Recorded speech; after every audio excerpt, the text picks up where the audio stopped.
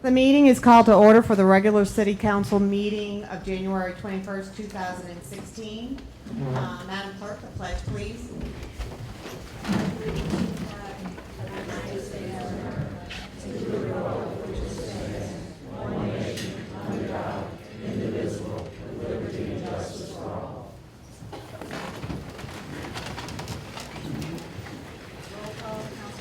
Present. Councilman Decker, present. Councilman Hewitt, present. Councilman Johnston. Present. Councilman Wheeler. Present. Yourself. Present. Police Chief Walker. Police Chief Walker. Fire Chief St. Cyr. Present. Thank you, Madam Clerk. I'd like to just make some general announcements to everyone. We have just completed another collection of taxes, property taxes. So if you haven't paid your taxes, I'd like to remind everyone that interest does occur and will continue to occur until it's paid. Please check with City Hall to find out the correct amount if you have any questions about what is owed, so that we can make sure that everything is accurate, your financial statements are accurate if you have any questions. We also are planning to follow state statute when it comes to advertising delinquent taxes. That is going to be planned on being done in February of 2016. That gets advertised in the Advocate, which is our city paper of record, and on the city website.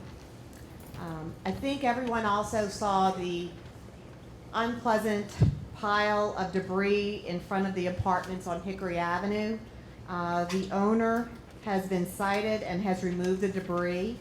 A note to all property owners in Harahan, please help us keep Harahan a clean and neat city by doing the best to maintain your property and arranging for large piles of debris to be removed rather than just put it on the street. So we appreciate anyone's assistance, and we rely on your eyes to, when you see something that is concerning, to call us so that we can get on top of it and act appropriately.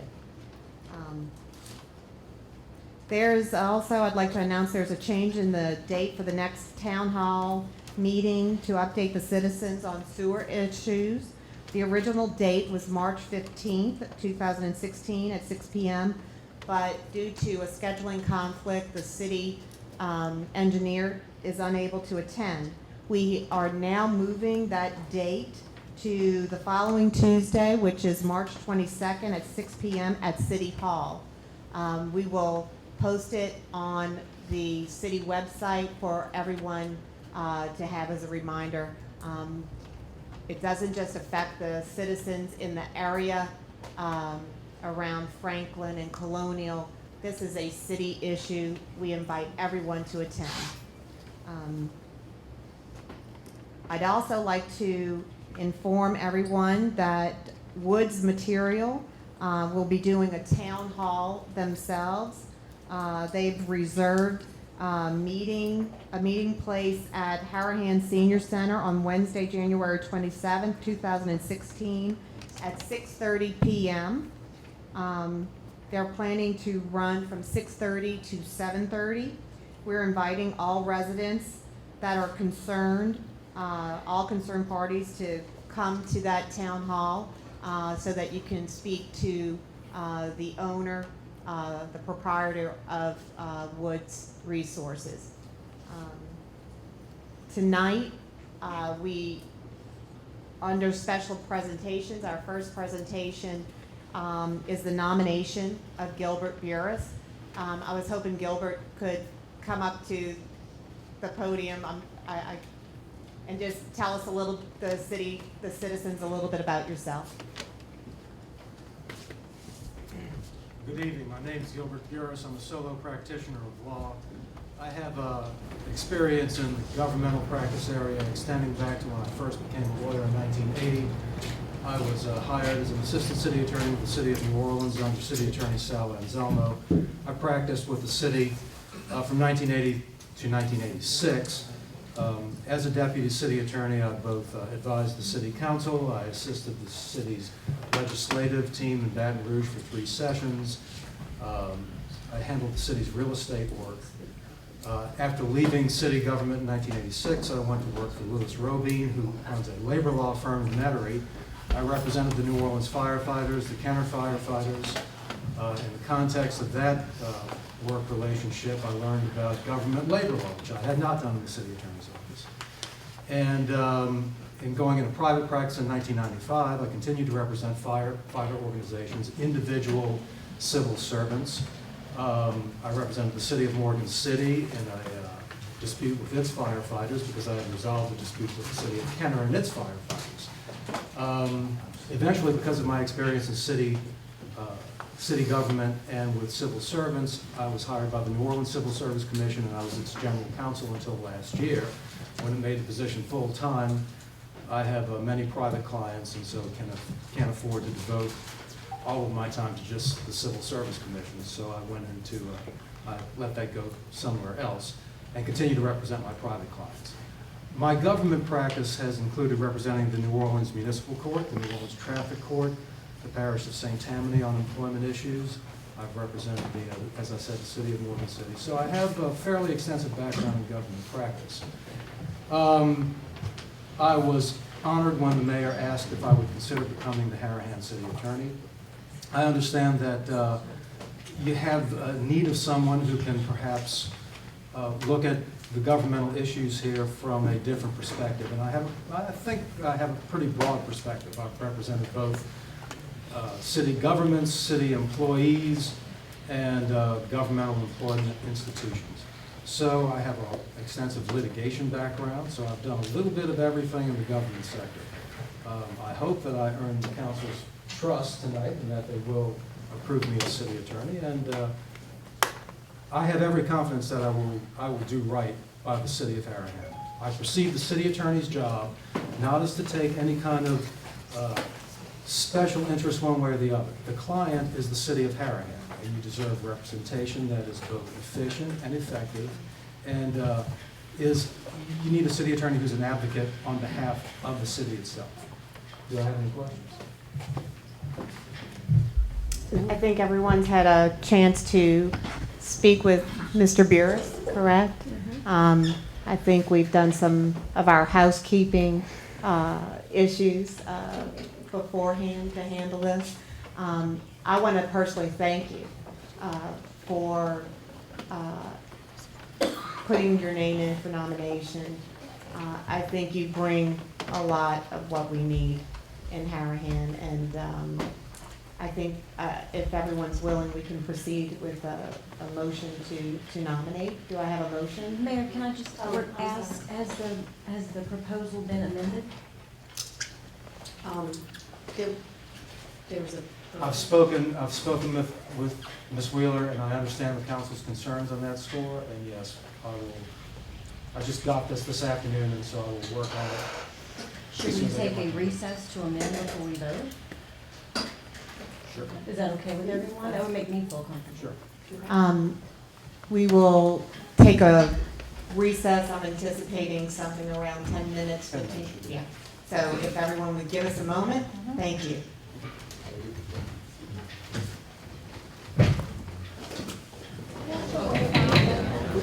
Thank you for your patience. The meeting is now resumed.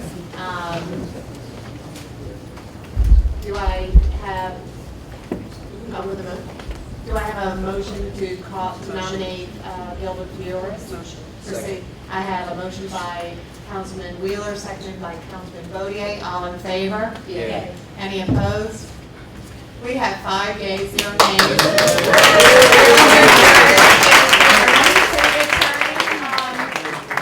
Gilbert, if you would please come and take your honorary seat. Well, that's the hot one over there. Yes. Everyone pray for him.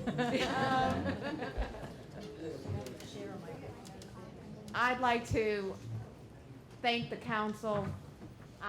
Particularly, I'd like to thank Carrie Wheeler for stepping in and providing some direction and some assistance, some communication. And thank you, Mr. Burris. I couldn't be more thrilled. If I may add to that, I have to say, we've all met with Mr. Burris and had conversations, some face-to-face, so we're excited about you being here. Congratulations, thank you. But I have to really say, Councilman Wheeler just stepped it up the last few days of really trying to help facilitate the communication between the mayor, Mr. Burris, and the council, and thank you. I really appreciate Thank the you. time you took. Thank you. So thanks again, Councilman Wheeler. Okay, there you go. I'm praying we're starting off our year on a good foot now, right? Now it's business, that's right. Awarding of bids, the city has been awarded a grant from the Community Development Block Grant to repair the effluent pumps at the Harahan wastewater treatment plant. Bids were advertised upon review by Stewart Consulting, the city engineer, and Maya Gorman, grant manager. It was determined that the lowest price responsive bidder is Bolin Marine and Industrial LLC for the total sum of $52,750 for the base bid and the additive alternative bid item number 1. This price is within the price range of the grant. This will lead us into assisting the city and helping with our sewer situation. I would like to ask for a motion to formally accept the bid. I have a motion by Councilman Johnston, seconded by Councilman Hewitt. I think she beat you. But I have second. To accept the bids to Bolin Marine. All in favor? Yay. Any opposed? We have 5 yeas, 0 nays. Motion passes. I'd like to formally congratulate Bolin Marine. We look forward to doing business with you. Thank you very much for putting your bid in. Our next special presentation, Mr. and Mrs. Ream have asked to give a special presentation.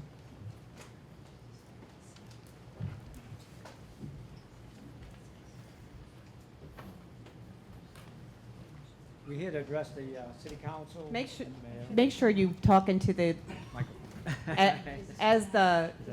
as Madam Clerk will tell you, it helps so much in the transcription of the minutes when people are talking clearly into the microphone. And let me just reiterate, I'm asking everyone, please turn off your cell phones so that we can proceed with the meeting orderly, and that please proceed. Thank you very much. We're here to talk about the batch of sand pits and the sand vibration, flies, and noise. My wife and I are representatives of the residents of the city of Harahan, and especially in this situation here. We've been out in the community and talked to the community. The problems that we want to address is the sand dust blowing over levee and on roadways, affecting residents and people using the levee for exercising and recreation. Sand Road directly behind levee and running parallel to levee from Bailey to Hickory has nothing to block sand from entering community from trucks and wind stirring up sand dust. 2 large open sand pits that have no trees to stop sand dust from entering community when wind is blowing from the south.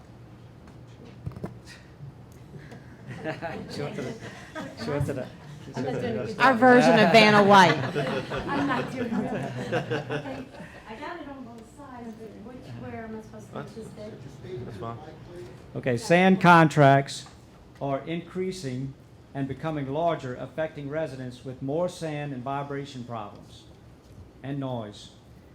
Vibrations to homes along Riverside Drive from Hickory to Bailey.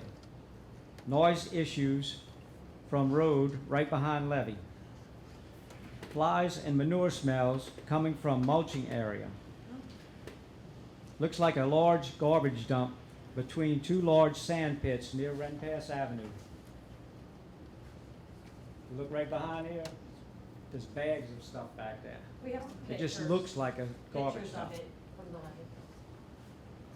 DEQ site explains how deep into the lungs particles can go, affected by mouth and nose breathing, exercise, age, lung disease, and weather. Dump trucks using hickory and oak are causing a lot of sand dust and vibrations to homes and businesses. Riverside Drive near the ramp has sand mixed with water on road that causes hazardous conditions for cars and bikers. Lines of dump trucks trying to cross Riverside Drive to get to wood material while residents are trying to get to work and school. The community was not informed about airport project. Airport project will cause noise and ongoing beeping sounds to residents from Hickory and to Raven and blocks beyond. Residents concerned of times trucks will run and noise that will affect their sleep. We inform Wood Materials that we want them to have their company and their business, but we want our environment. The citizens of Harahan are suffering. Our quality of life is affected. Some of the residents' complaints, we just lifted some off of the forms. We have a lot of complaints, over 100 of them. I'll get to that later. But some of them just taken out. AC filters are filthy, gutters clogged with sand, house vibrates on Riverside Drive and Oak Avenue. Sand dust affects adults and children walking on levee to exercise or for enjoyment. Automobile windshields covered with sand. Flies ruin outdoor fun. Residents can't open windows for fresh air. Window screens covered with sand. Residents have sand in pools. Magnolia School, located on Hickory and Riverside Drive, that house right there, the disabled people used to come out and sit on the porch. They can't sit on the porch during the day anymore to enjoy the nice weather. Residents paying to pressure wash homes and businesses. Sand in eyes when on levee. Children's outdoor toys full of sand. AC units affected. Sand gets on my $4,000 racing bike. Sand on cars, scratching paint when washing cars. Sand ruining paint jobs. Flies are terrible. Bothers COPD. Sand dulls paints on cars. Lawn care and postal people are complaining. Sand in sheds and boats. Beeping sound noise from trucks backing up all day long. Sand all over outdoor furniture. Flies outside when working get inside my house too. Dump trucks driving fast up and down Hickory. Outdoor sand picked up on shoes and clothes dropped on floor. Sand inside car. Constant sand all over everything. Sand affects bikers, joggers, babies in strollers, walkers, and dogs. Property value reduced by sand. Sand in gutters, had to remove them. Overspill sand on roads. Health and homes are affected. Barbecue pits full of sand. That was some of the ones that we have. We have a whole list of them, and we'll show anybody anytime they want to see it, that the residents of Harahan. Move sand. Okay, this is the request. The request that we have as a community is to move the sand road from Hickory to Bailey, running directly behind levee and parallel to the levee, to run from the ramp going straight to the back and behind sand pits. All sand pits need to be accessed from the riverside of the pits to help keep sand, dust, noise, and vibrations from the community. This is possible because there is already a road there that can be improved and used. The sand road from Bailey to Raven is behind the sand pits already. Trees are on community side of pits to filter the sand and dress up levee.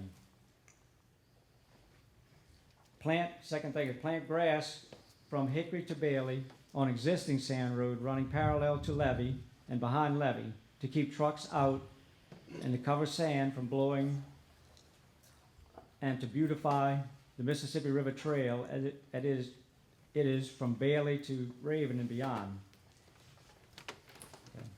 connect the sand pit levees together at the openings on the front side of the plant and plant trees on all openings from Hickory to Bailey. The community does not want screens instead of trees. Screens look terrible, will not be tall enough, and high winds will knock them down, as it has done in the past. Trees act as a filter and look pretty. Trees are natural and bend with the wind. Remove all mulching work that are causing flies and odor. Monitor all work on airport project with a published 24-hour complaint number to the company.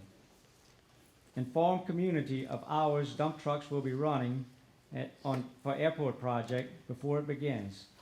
Residents can't have interrupted sleep.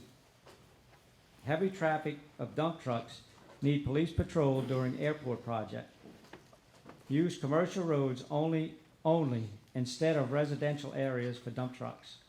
The citizens and companies of Harahan who pay taxes deserve to be protected and cared for by their city government, and the ordinance should and need to be enforced by the mayor and or city council. There was some testing done on behalf of Wood Materials. Sound tests were done on December the 29th, 2015, and January the 6th, 2016, with little or no traffic when testing was done behind the levee. January the 18th, 2016, an air quality test was run, and we recorded the wind direction and times of the day, and all the times the wind was blowing from the north toward the sand pits. We have many pictures to show anyone who wants to see them of the day before test of the sound and air quality and the day of the test. We were present and taking pictures for each test. The tests were done on and by 3 Wren Pass, but the trucks were active at the ramp on Hickory Street. We did not see any testing done in that area. If testing was done in the area with activity, we want the citizens to see pictures to prove it, as we have our pictures. A true vibration of sound test is to run trucks between 20 and 40 miles an hour, the speed they usually run on the sand road behind the levee, with dump trucks running in both directions, and Wood Material and dump truck drivers not aware when testing is to be done. When you know someone is coming to your house, you clean it up. Wood Material is on their best quiet behavior whilst someone is watching. Don't expect it to last until changes are made to require Wood to obey the Harahan ordinances. Pictures was taken of large crane passing on road, vibrating houses along the River Road, Riverside Drive, on January the 5th at 8:51 a.m., the day before the testing was done. Wood Materials needs to be a good neighbor and give us back our quality of life. He has the opportunity to help his neighbors. What we are asking is possible, needed, and deserved. Love works no ill to its neighbor. Therefore, love is the fulfilling of the law. Romans 13:6. Contact information. We have a list of names of officials and offices we have contacted, talked to, met with over 6 months. If any resident of Harahan, council member, or mayor would like to see this information, we will show it to them. We have over 300 pictures taken over a 6-month period from on top of the levee, of activities behind the levee, and of the ramp by Hickory. We have over 100 detailed complaints from residents or people using levee, and are continually receiving more. There is an ordinance, a zoning ordinance, 1333, the non-urban bachelor district, section 15, B is the permitted use. in the non-urban bachelor district, only the following uses are permitted. And then I'll skip down to 5. The sand extraction, provided that the necessary safeguards are provided to protect the surrounding areas and access roadways from obnoxious or offensive odors, dust, light, noise, or vibration. Accessory uses attendant, number 6, accessory uses are attendant to the above uses provided no structure exceeds a maximum of 1,000 square feet in area. Boat or ship repair are not permitted unless such repair constitutes an emergency. There shall be no storage or overnight parking of any vehicles on the property. No manufacturing shall be done on site. Also in number 7, there's the stockpiling of limestone rock on the Mississippi River Bachelor within the city limits of Harahan as permitted use in the zoning for the duration of the construction of the Harahan Pump to the River Drainage Project. As I understand, the citizens of Harahan did not want the limestones within these limits here. For some reason, something got changed, it got amended, but that's a different story. But does the mayor or the city council or both have the authority to enforce these ordinances? And if you skip down to section 23, it talks about enforcement, violation, and penalties. And I'm not going to get into that. So, Thank you very much. We appreciate you listening. We appreciate every one of the residents. We'd like to say sorry that a lot of residents weren't be able to attend because of the rain, and some of them are elderly or not able to come out in the rain. So, but we do thank everyone that came and you guys for listening. Thank you so much. I'd like to tell thank you to the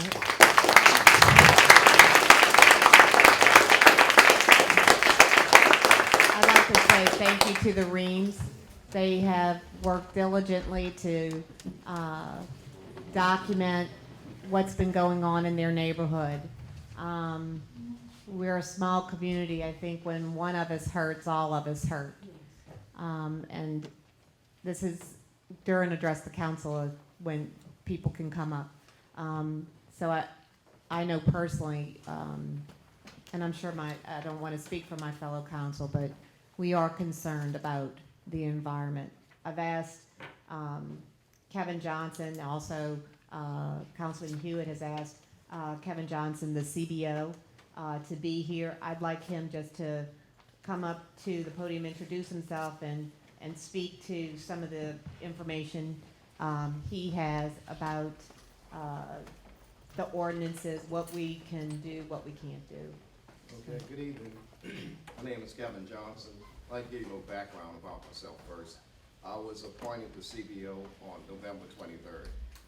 Born and raised in New Orleans. I have a bachelor's degree in architecture from Tulane University.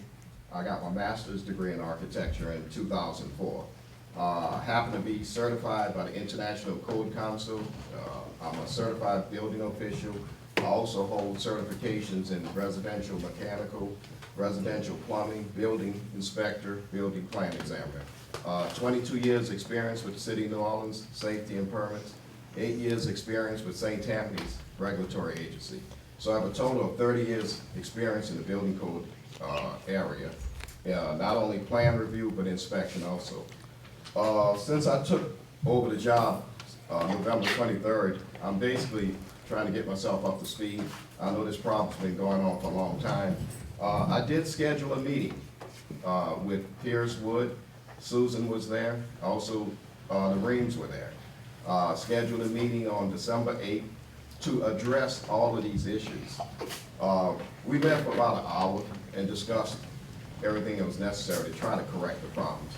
At that time, out of fairness to Mr. Wood, I decided he needed 2 weeks to come up with some type of plan of action to rebuttal all of these issues. This was the first time I'm meeting with him, and once again, out of fairness to him, I didn't want to just say, well, you got to do it right now. So I asked them to come back in 2 weeks. Unfortunately, the meeting never took place 2 weeks later because I got an email from the Reams telling me they wasn't coming. So that kind of tied my hands because I'm trying to broker this deal, but I can't do it if all the parties are not at the table. So anyway, getting back to the ordinance, from my research, the Wood project is a NU zoning classification, non-urban Thatcher district, which Mr. Ream already addressed. And he also addressed item number 5, which was the sand extraction. One of the problems we have, I'm a regulatory director, so I deal with the 2012 International Building Code, the 2012 International Residential Code, and the zoning ordinances. Whenever I have to cite a constituent, I have to have an article to cite someone by. I can't just come out there and say, you're breaking the law. I gotta say specifically what item you're abusing. The building code, the 2012 International Building Code, is dealing with what's called, if you go to the intent, the built environment. The built environment is a building. In the 2012 International Building Code, it deals with mechanical, electrical, and plumbing also, which are independent codes. But the air quality in this room is governed by the mechanical system. So the mechanical system is responsible that the air quality in a building is adequate. When you start dealing with outside air, now we're dealing with something beyond the scope of the building code. It's not a building code issue, it becomes an environmental issue. Air quality, the air quality outside the building is beyond the purview of the building code, which is why the EPA and the DEQ step into the picture, because it's their responsibility to make sure that the air quality is positive. Once again, as a building official, I could not go to Mr. Wood and say, Mr. Wood, you're violating the building code, because it's not in the building code. So therefore, we're limited in what we can do. I'm glad we have the city attorney now, because it's quite difficult to try to do a job when you don't have a legal degree. Or an attorney, which of course I'm not. So I'm so excited to see him, because now I have someone I can go to make sure that I'm not overstepping my boundaries. But I do know one thing for a fact.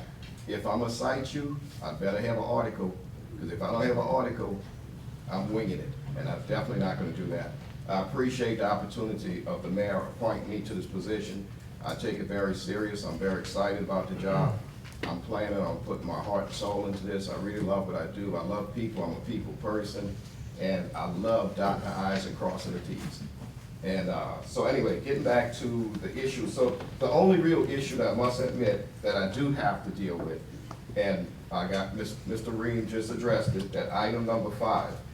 This becomes an enforcement issue. Once again, sand extraction, provided that the necessary safeguards, listen to the terminology here, are provided to protect the surrounding areas and access roadways from obnoxious or offensive odors, dust, light, noise, and vibration.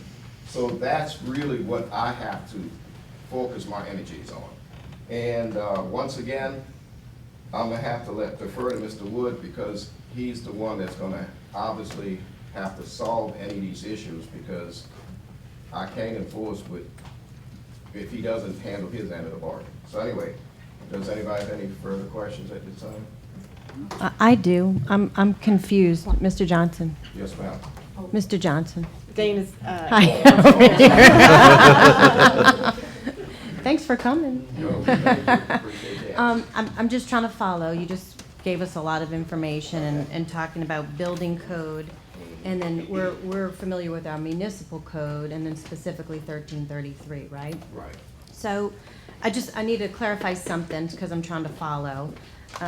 Brokering a deal and needing all parties present to broker a deal. I don't follow that comment. What I meant was, when I scheduled the meeting to address Mr. Woods, he was planning on coming back to us with a proposal Right. on how he was gonna solve the problems. But when I got the email saying we're not coming, that killed the ability to keep the parties together. Okay, so I did understand you correct then. So I'm still confused. if there is an issue in our community, it's not the Reams's responsibility to report to a meeting, right? No, If if there's an issue in the community that there's sand extraction and we have an issue with surrounding areas and roadways with obnoxious dust, sand, noise, vibration, it's not the Reams's responsibility to come to the table to broker a deal. That's for us, I think, and I need your guidance. I'm sorry. But I would believe it would be in our, misunderstood. that's what I'm trying to follow Okay, then. I'm sorry. If the Reams didn't show up, that should be irrelevant. If Mr. Wood and his company aren't providing the necessary safeguards for our community based our 1333 Section 5, that's our issue. I was trying to get that done, and they were gonna come back with a proposal on how they were gonna. And they should do that no matter if the Reams are present or not. That's to the city, correct? No? I was asked to coordinate a meeting between Wood and the Rings. Okay. Bring them together Excuse to the me. table.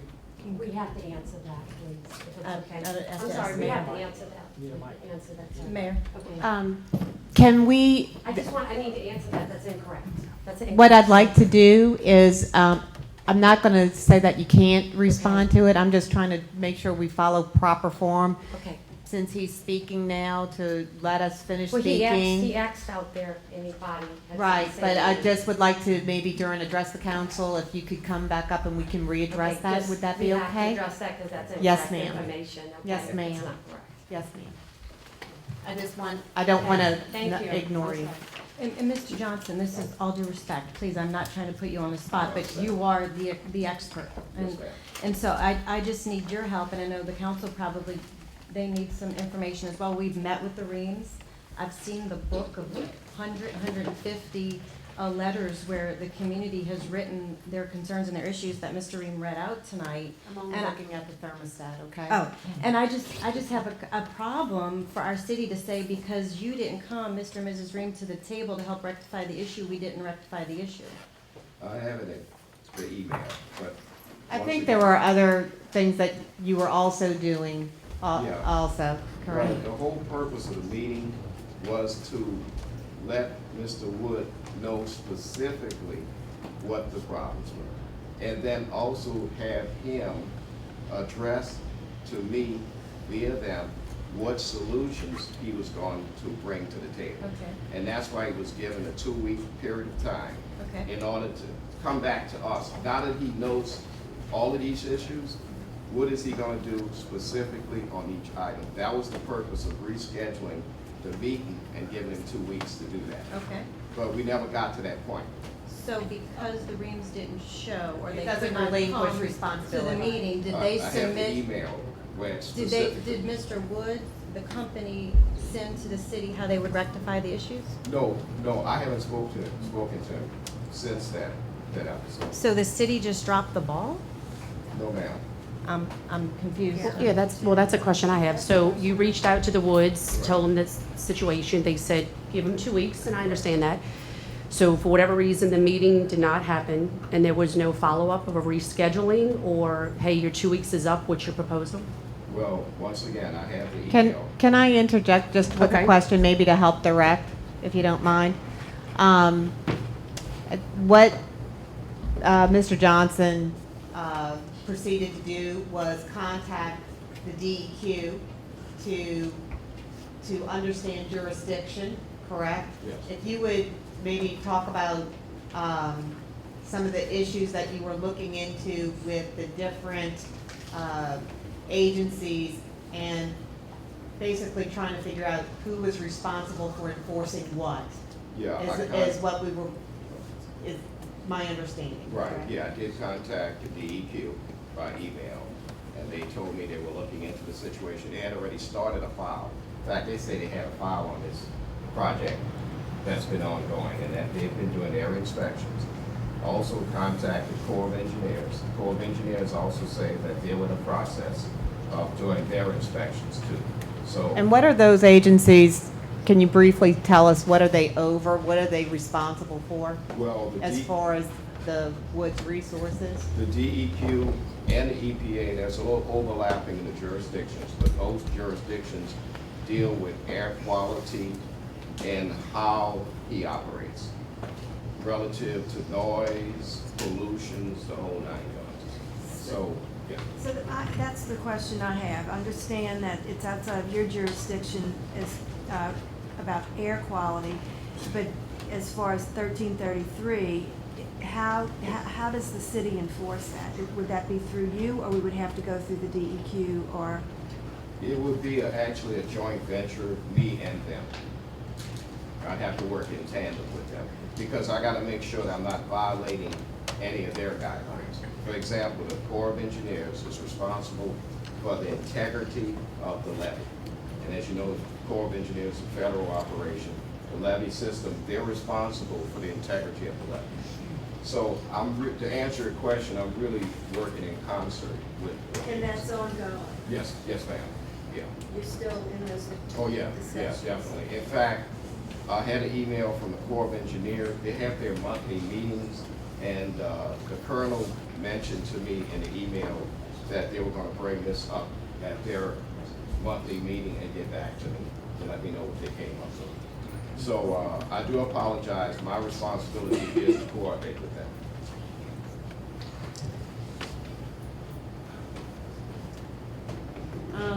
The other thing that I've personally done is sent out an email forwarding the Reams's emails to all agencies and elected officials to help us and guide us through this process. There are some things that you're not supposed to do that. Okay. There are some issues that the jurisdiction for the sand being blown, the DEQ has the integrity of the levee with the vibrations. The Corps has planting of trees. After Katrina, it was widely felt that trees impacted the integrity of the levees, and that they actually started removing trees along levees. So it's a very sensitive issue. It takes a lot of coordination with those agencies. Actually, we have monthly meetings with the Army Corps about the pump to the river. The colonel was supposed to come on January 11th. He was then detained, could not come because of the levee. The river was rising, bringing his attention elsewhere. I received an email today with the colonel is rescheduling with me for, I believe, don't quote me, I think it's January 27th, the same day as the meeting at the senior center, but earlier that day, so that we could discuss what the Corps felt could be done, you know, through them. Also, I've talked to the DEQ myself, who sent me a link to how to place complaints of when things were a problem along the levee, and we will, I don't know if we've done that yet, Miss Judy put that on the website, the link we have, okay, in order to register complaints. So there's a number of things that are going on. It is unfortunately not easy to coordinate with some of these larger agencies in order to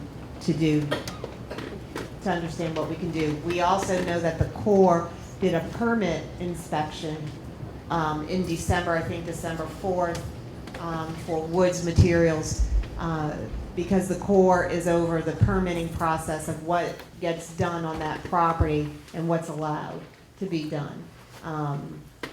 That's my understanding thus far. I do want to meet with the colonel personally. I do want to meet with the DEQ, who said they're willing to come and meet with us relatively soon. That just has to be scheduled. I have one more question. After the meeting didn't happen, did your discussions with Wood end? Have you had any more No, I haven't had interaction any. with them? No, I have not. And can I just ask why? Well, once again, I was directing my energies toward getting the EPA and DEQ involved, because once again, I'm at an impasse, because I can't do this by You can't do it by myself. yourself, I But understand. I Okay. gotta rely on the availability of DEQ and EPA and the Corps of Engineers. So, I'm kinda doing a juggling act, and I must admit, I will do a much better job, but I gotta bring these people into the picture. Yeah, I just think that we should have a line of communication. Yes, with sir. it. That's my opinion. Yes, I agree. When was your last communication with the DEQ and The the EPA? DEQ was 2 weeks ago. And mine was, just to let you know, I talked to them on Friday. Well, I talked to them after Friday of last week, and we're gonna be planning on organizing a meeting to get them to come to City Hall. I thought they were gonna be here tonight. They were now representing. I mean no disrespect when I say this to anyone, Mr. Johnson, and this is the first time that you and I are meeting. I think it's totally unacceptable. 2 weeks, you told me that there was a time, you didn't hear from Woods, there was no follow-up. I'm sorry, I think that's unacceptable. I was putting my energy on. And I appreciate that. Thank you. But I feel like if we don't follow up and it's gonna go on, it's gonna continue like it is now. I'd like to make one more comment too, if you don't mind. The Reams are stepping up to be the face of this, to help the community be aware, collect the information, and bring it to the city. So we should thank them, and we appreciate all the hard work and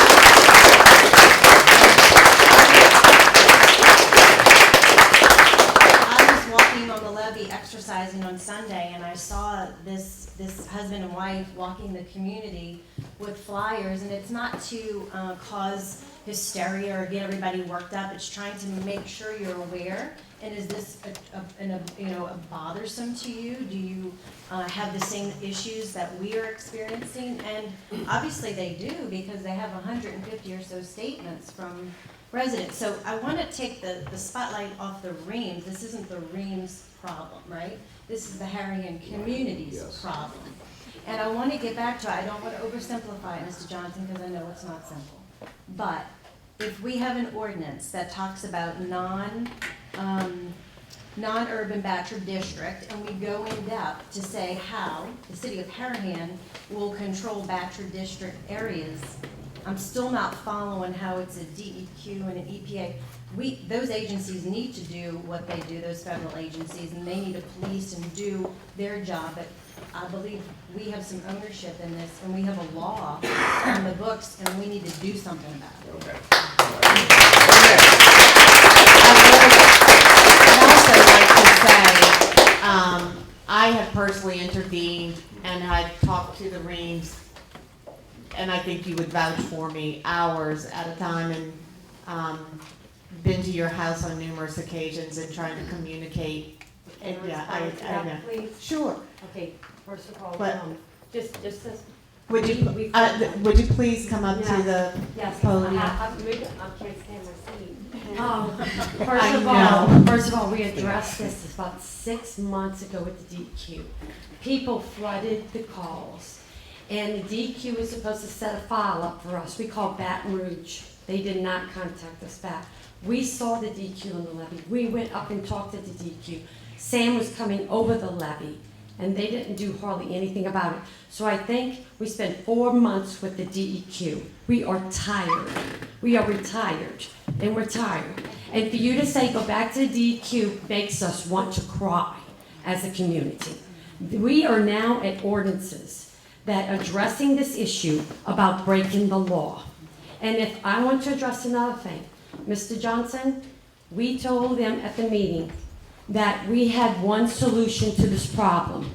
Mr. Wood did, he can comment on it because he's speaking after, that it probably wouldn't solve the problem. People probably would still complain.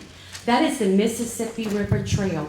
We met people from England right there that rode their bikes from California. And it looks beautiful down the road, and what is down the road, we can have too. And we deserve it, and it's possible. But at the meeting we stated, the only solution is to move this road and protect us from this flying sand into the community. So we addressed them and sent them an email and said, the only solution is to move the road.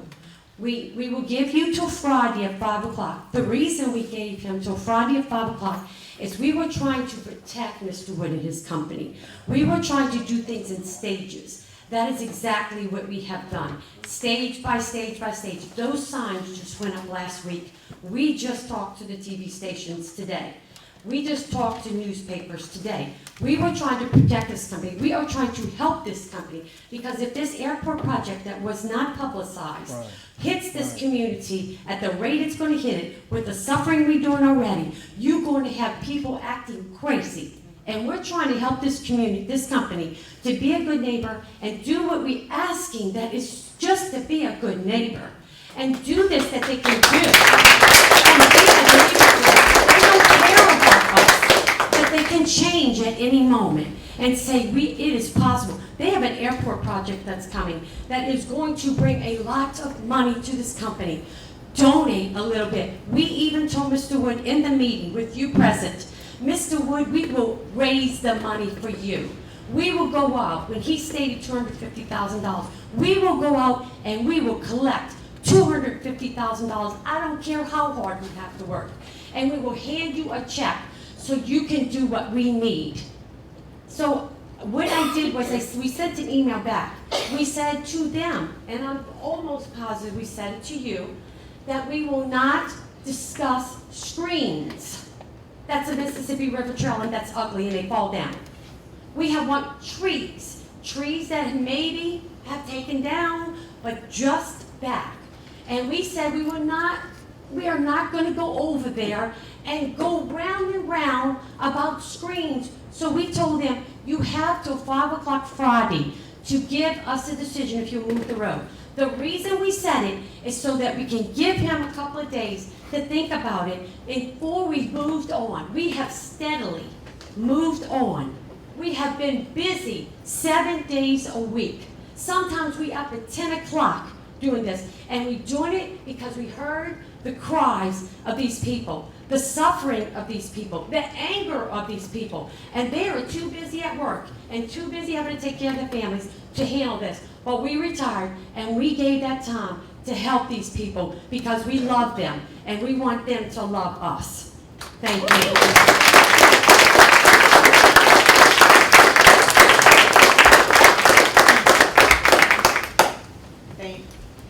I just want to say your list of things that you want to have initiated.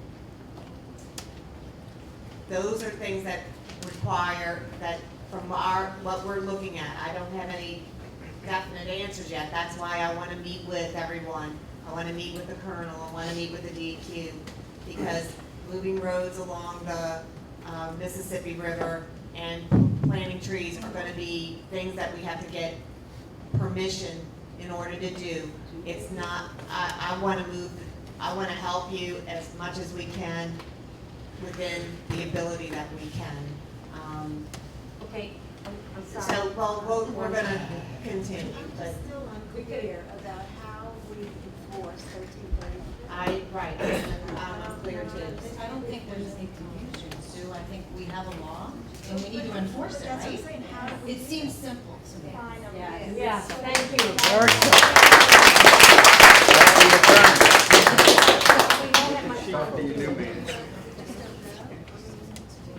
Maybe that's a question. Mr. Johnson's purview.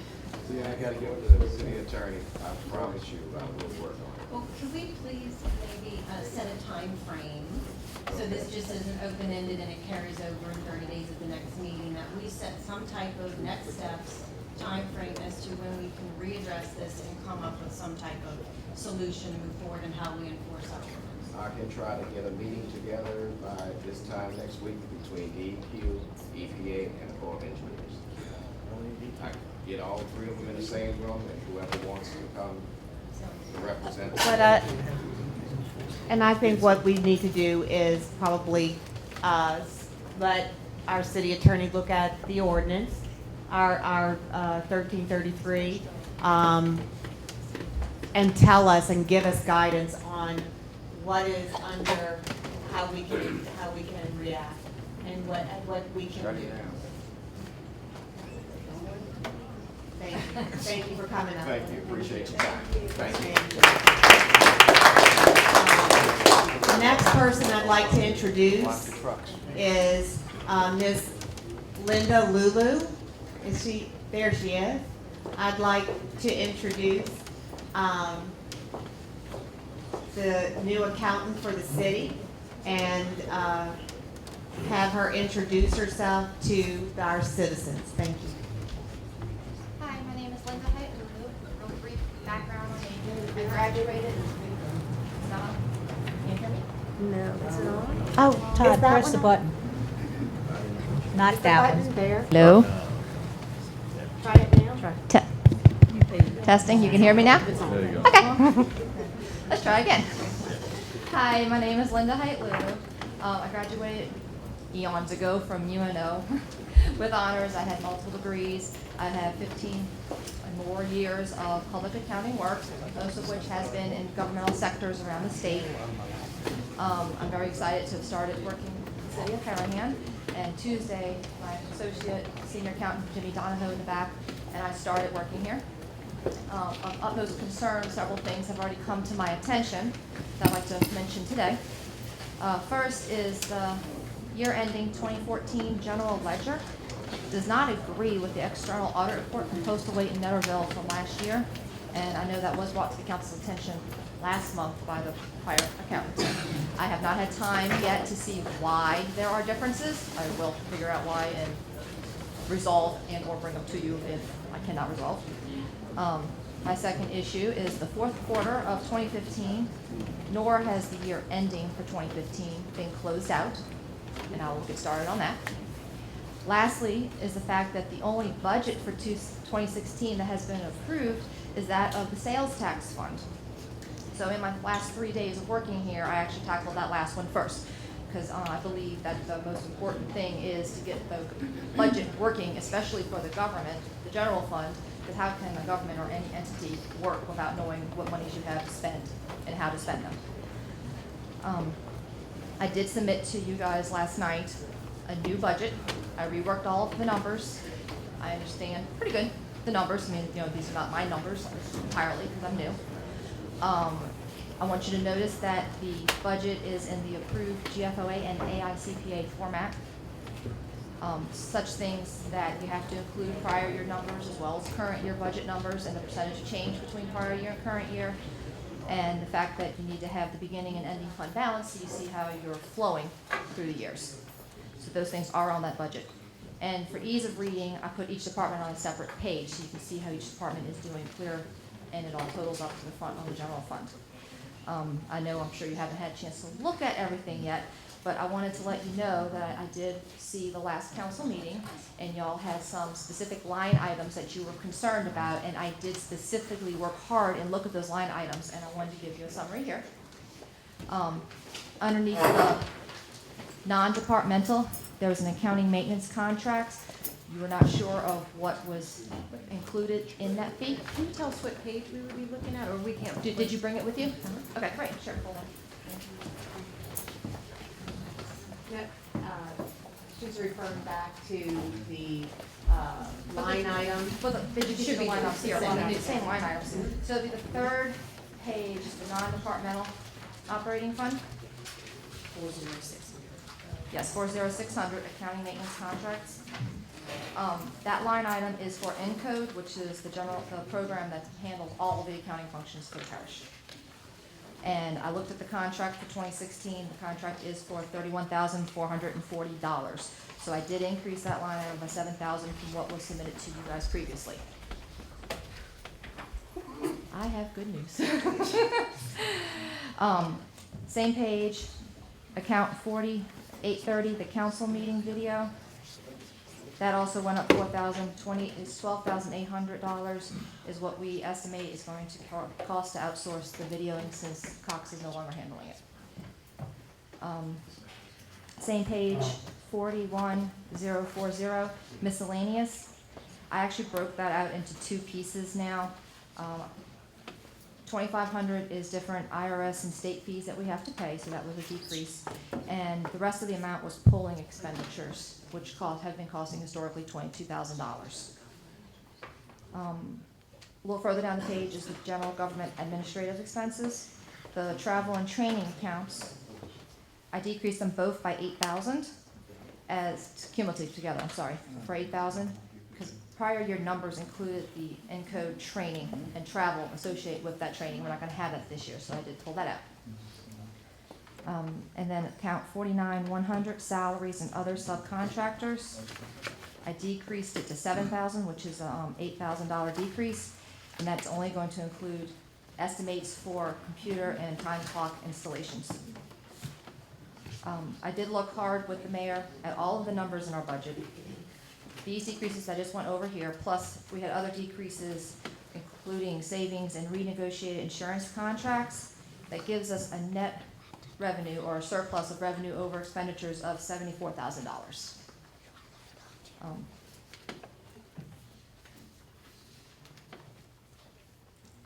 And by the next scheduled council session, I will have the sewer budget for you guys, the public improvement bonds, and the sinking fund budgets, but I can only do so much in 3 days. There was a line item in question that was subcontractor for $15,000. And I don't know if, That was the one. is that the one you broke out, or did you say that No. one tonight? No, it was the 49-100 salaries, other subcontractor, it was 15,000, and I dropped it down to 7. 49,100. Underneath wages and benefits, the bottom section of the page.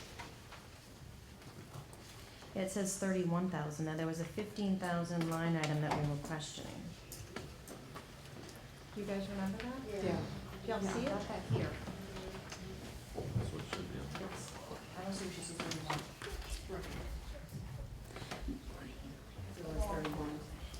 It was salaries, it was 31 in 2015. In 2016, I dropped it to Right, but I even 7,000. think 2015 had 15, it didn't have 31,920. Yeah, this is the one that y'all had last time with my marks all over it. It was 15,000 submitted previously by the mayor. And how did That's you for get to 2016. 31? This was 2016. Right, and I believe the budget in 2015 also had the 15,000, if I'm not mistaken. I don't think it had 31,920, but. Well, We could. That's not the budget column right there to the left. That is the projected 2015, what we are expecting to have spent. And that's based on what we have for the first 3 quarters. And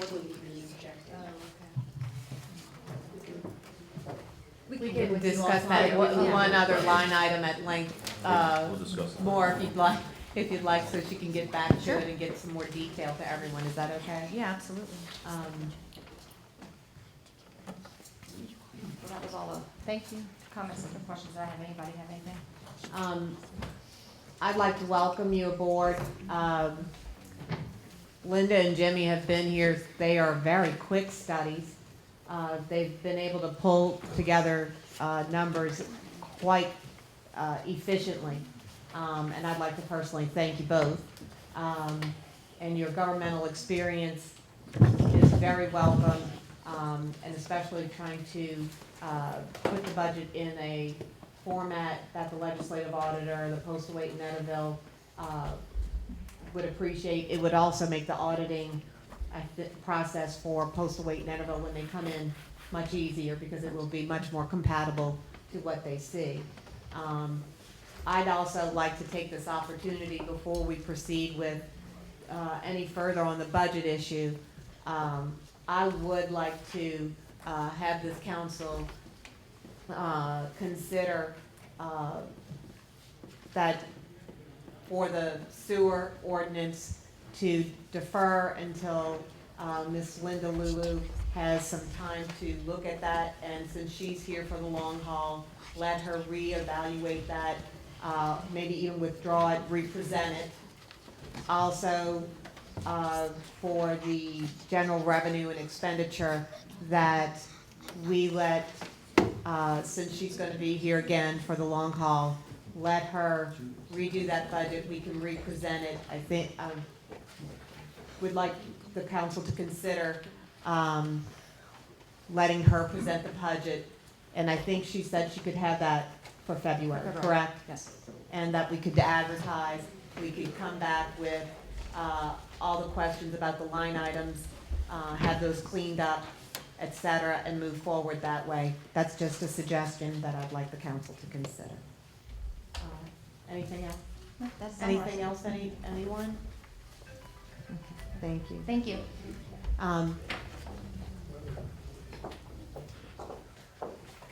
Now we will like to open to address the council. I'd like to remind everyone that please be respectful. 3-minute time limit. Refrain from any inflammatory remarks. I know we have a lot of people who are going to wish to speak. We do have a new business who's opened up in Harahan, and if they're to address the council, you wouldn't mind if we have Ms. Rebecca Harmon come to address the council first before we go into everything else. The kids are getting restless. My name's Rebecca Harmon, and I'm here tonight to introduce myself as a new business owner here in Harahan. I just recently purchased Rialana's, which is a children's consignment sale. It takes place twice a year, once in the fall, once in the spring. And it's a great opportunity for families to buy high-end children's items at great prices, and they can also sell items there, and they would make 70% of the sales. They price their items, and so it's a great way to make some extra money. The sale is going to take place on February 24th to March 5th, and it's in the Colonial Shopping Center behind Dollar General, 7335 Jefferson Highway. And I was born and raised in Harahan, and I currently live here with my husband and my 2 children, so I'm really thrilled to be able to have it here to support the city, and I appreciate your support. Any information can be found on my website, realana.com, and I have postcards if anybody's interested. Would you forward us a flyer or information, and we'll be happy to put it on the city website? Sure, absolutely. And welcome. We are so Thank you. happy to have new business here. We wish you the best of luck, however we can support I'm you. excited. And congratulations on your new endeavor. Thank you.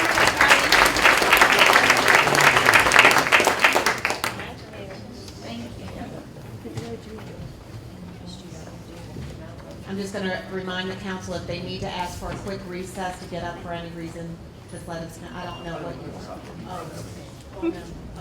Right. I just wanted to make sure that we're polite to everyone to take care of everything. Okay, thank you. Hi, Mr. Rain. John Reed, 3 Red Bass. And there's a lot of diseases associated with silica, sand, and air. And I think that Harahan has suffered enough with sand blowing in the air. I fail to see where the DEQ is even mentioned, or the Army Corps of Engineers even mentioned in this ordinance. All I see is offensive, obnoxious, and offensive dust, and I think it's pretty much obnoxious and offensive. All the DEQ needs to do is go up and down the streets in Harahan, feel people's mailboxes, go on top of the door sills. They'll find all the sand they want. What DEQ wants to do, you call them, 2 days later they'll show up. They'll take a grab sample of the air. They will not monitor it 24/7. I work for Entergy, and we had to monitor 24/7. When we missed an hour, we paid a penalty for the hour we missed. Even though we wasn't put particulars out, we were responsible for it. We had to do it. Wood does not have to do it. Somebody has to call and complain before anything's done, and when they do come out, it's after it's over with. They put an air sampling system when the winds blow from the north. How much sense does that make? The sand pits are on the south. You know, at least put it in the river. You know, that would make more sense, just throw it in the river. But just want to let everybody know that to enforce this ordinance, there's many other things in here too that need to be addressed. And if we think that there's penalties for all this stuff that is being done, it's been done for years, and nothing's ever been done about it, I think one of the penalties should be to move the road.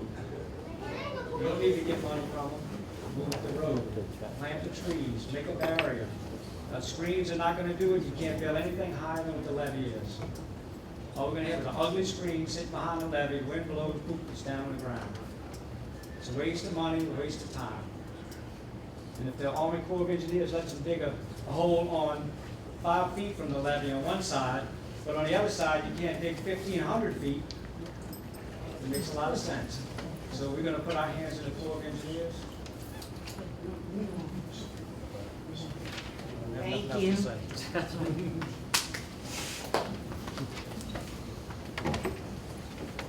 Good evening.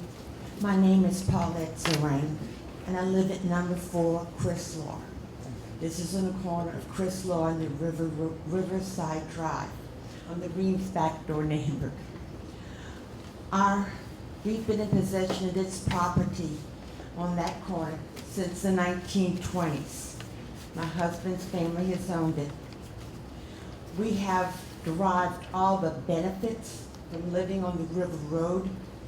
There were some low annoyances, but mostly benefits from living on the River Road. In 2002, we obtained the property, and after we did extensive renovation, I have been in resident myself personally from 2002. I always understood that this was a residential area.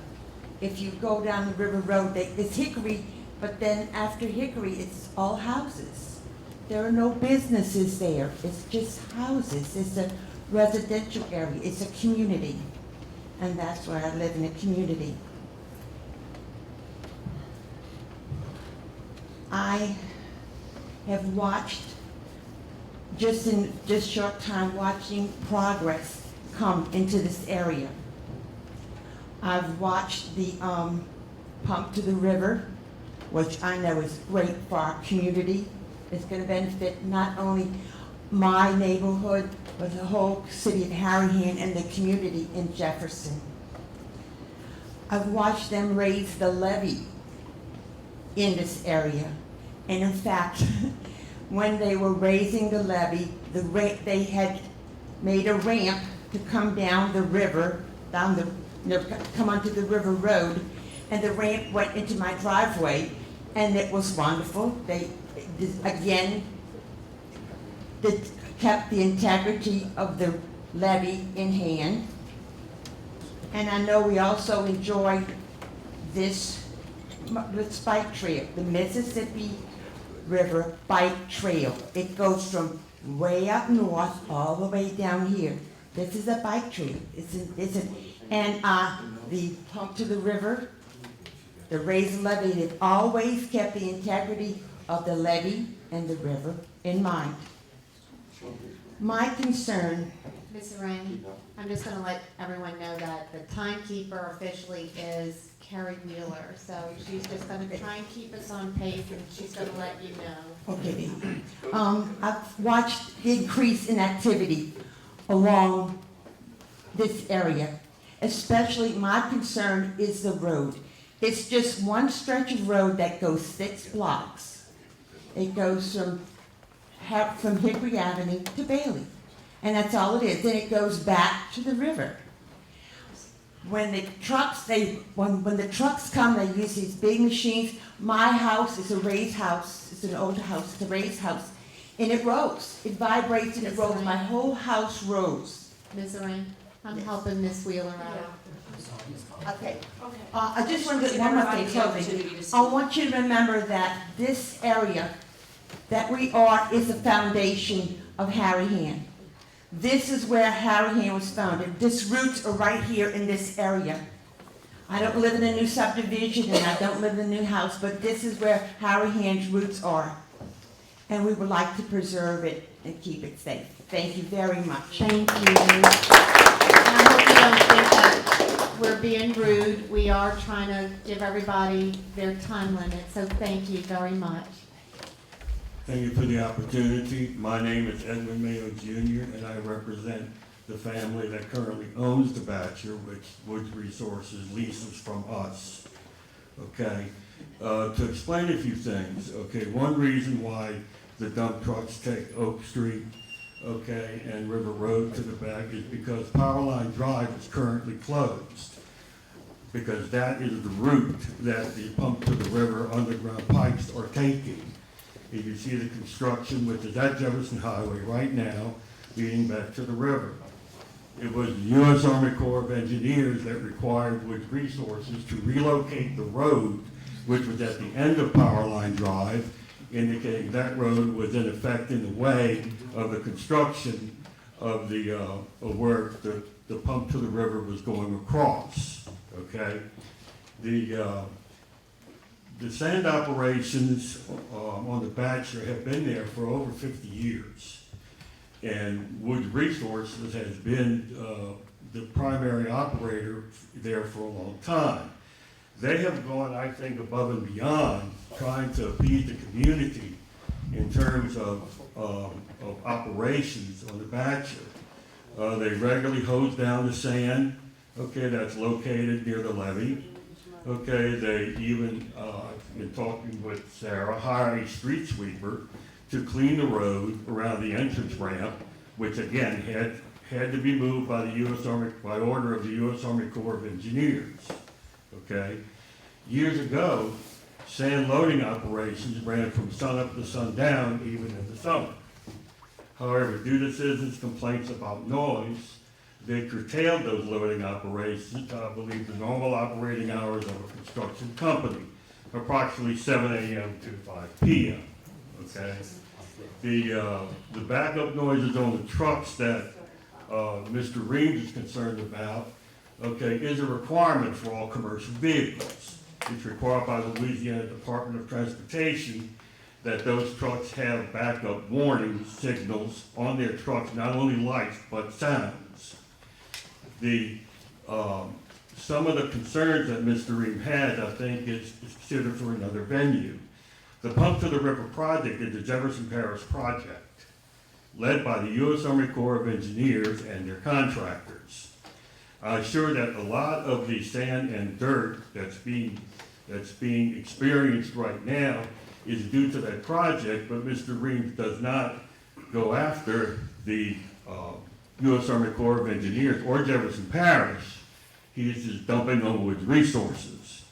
Okay, it's turned to the horse manure and smells of flies around the levee. Let me categorically state that at Bachelor we do not have horses back there, nor horse stables, and that, you know, and that we. Mr. Mayor? Mr. Mayor, I'm sorry, your time's up. Okay. We just want to give everybody, there's plenty of people that want to speak, and we want to Okay, give well, fairness to that's everyone. essentially what my position is that with Resources, trying to address the concerns of the people, you know, and to be a good neighbor to the citizens of Harahan. Thank you.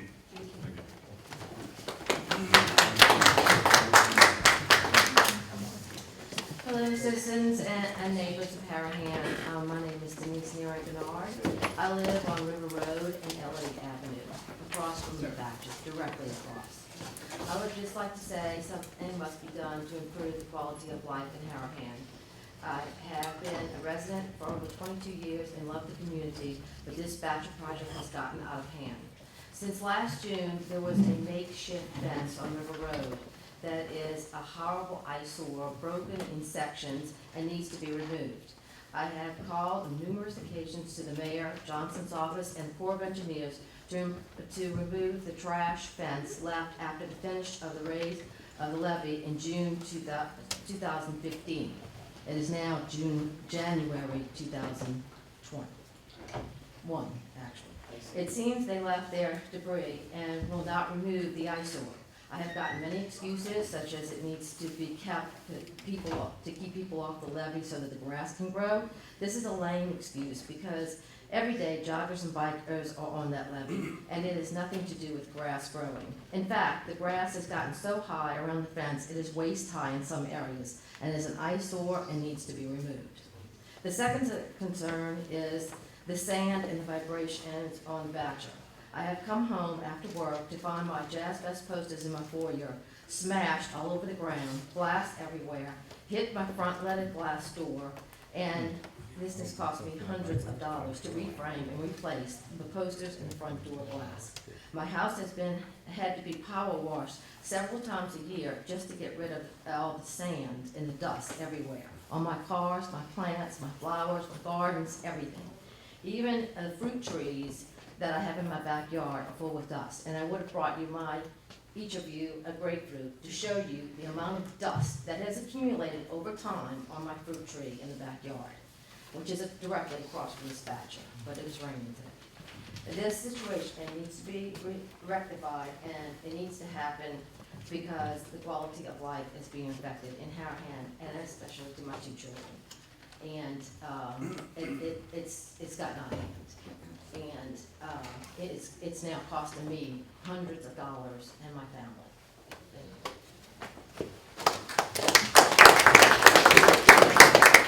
Hello, I'm Michael Dawson. I've been a resident of Harahan for 48 plus years. Back in the 60s, we had an excellent police presence, and we still have that same presence today. Today, politics is different. Back in the 60s, the mayor went into the back room with his alderman when he had any differences, and he worked it out for the best for the citizens of Harahan. Disappointingly, today I come home last week and I'll pick up an article authored by Chad Calder on the front page of the Advocate that's basically saying Harahan may be in for a whole new shambled presence. I thought it was deplorable, and I wanted to come here and address this with you. We owe it to ourselves. The citizens of Harahan have spoken. The citizens made their choice. They want change. And it's up to you all to put your differences aside and continue to work with the mayor. I appreciate you all taking that into consideration. Thank you very much. Yes.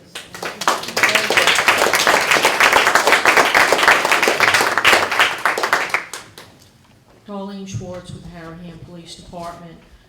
Chief Walker and I were talking about a few things earlier today, one of which is National Prescription Drug Take-Back Day will be making its rounds again, probably around April, when the U.S. Drug Enforcement Administration comes out. Very proud to say the last campaign we had, we in this whole area collected more than any other local PD, I think up to and including Louisiana State Police. We collected over 200 pounds of unused, unwanted prescription and over-the-counter drugs. That was phenomenal. Off the top of my head, I think we had like 78 pounds the prior time. So start please saving up this stuff. We're talking about environment and different issues. Again, we don't want this stuff going down our drains and sewer systems. Once it's down there, we can't get it out.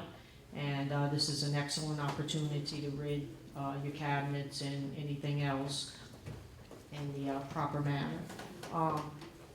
If I can do anything, Chief Walker, give a shout, Harahan Police Department, leave a message for me. I work part-time at City Hall. You can reach me over there. I return phone calls, anything I can do to help you guys out. We're here to work together and try to do the right thing. Thank you all. Thank you. Good evening. To the Honorable Tina Maselli and the City Council of Harahan, thank you very much for the opportunity of all of us to be able to speak on our behalf and for you as well. I would like to reiterate the valuable police presence that we have with Chief Walker and his crew that keeps us safe every day. We see the environment that we live in this world, and I would like to thank him for that. That being said, they cannot be everywhere. I would like and hope that, and the topic that I would like to discuss is speeding on River Road. It is incredibly dangerous in between 6 and 8 in the morning, 4 and 6 in the afternoon. It's even worse when there's a Saints loss. And it's even worse when there's an LSU loss. On January 10th, on a Sunday afternoon, when there's very little traffic, I monitored 54 cars down River Road that were passing the speed zone monitor that is up right now. Of those 54 cars, only 4 cars were not going above 20 miles an hour, which is the posted speed limit. 36 of those 50 cars that were speeding went above 25 miles an hour, which gave the slow down sign. Okay? Is it possible to consider, I think we all recognize the benefit of keeping Harahan safe on multiple levels, especially traffic, to consider traffic cameras?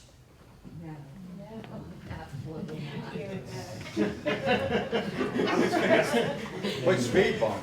Or speed bumps. Speed bump. Or speed bumps. A dead end Something- and power something to line slow down. drive. Okay? I have been personally passed. I have been Wait, personally, I'm sorry, go ahead. Do you mind stating your name for the record? Oh, I'm sorry, So- Wesley Turner. Hi, Mr. Sorry. Turner. I have been personally passed by 2 cars drag racing on the way to school. I also saw a St. Charles Parish Sheriff car pass a car on River Road without its lights on. I think that they might be a little far from their jurisdiction. I know no one wants traffic cameras, no one wants speed bumps, but everyone wants people to stop speeding. So they can't be everywhere. I wish they could. But they need some sort of help. So thank you. Thank you, Mr. Turner.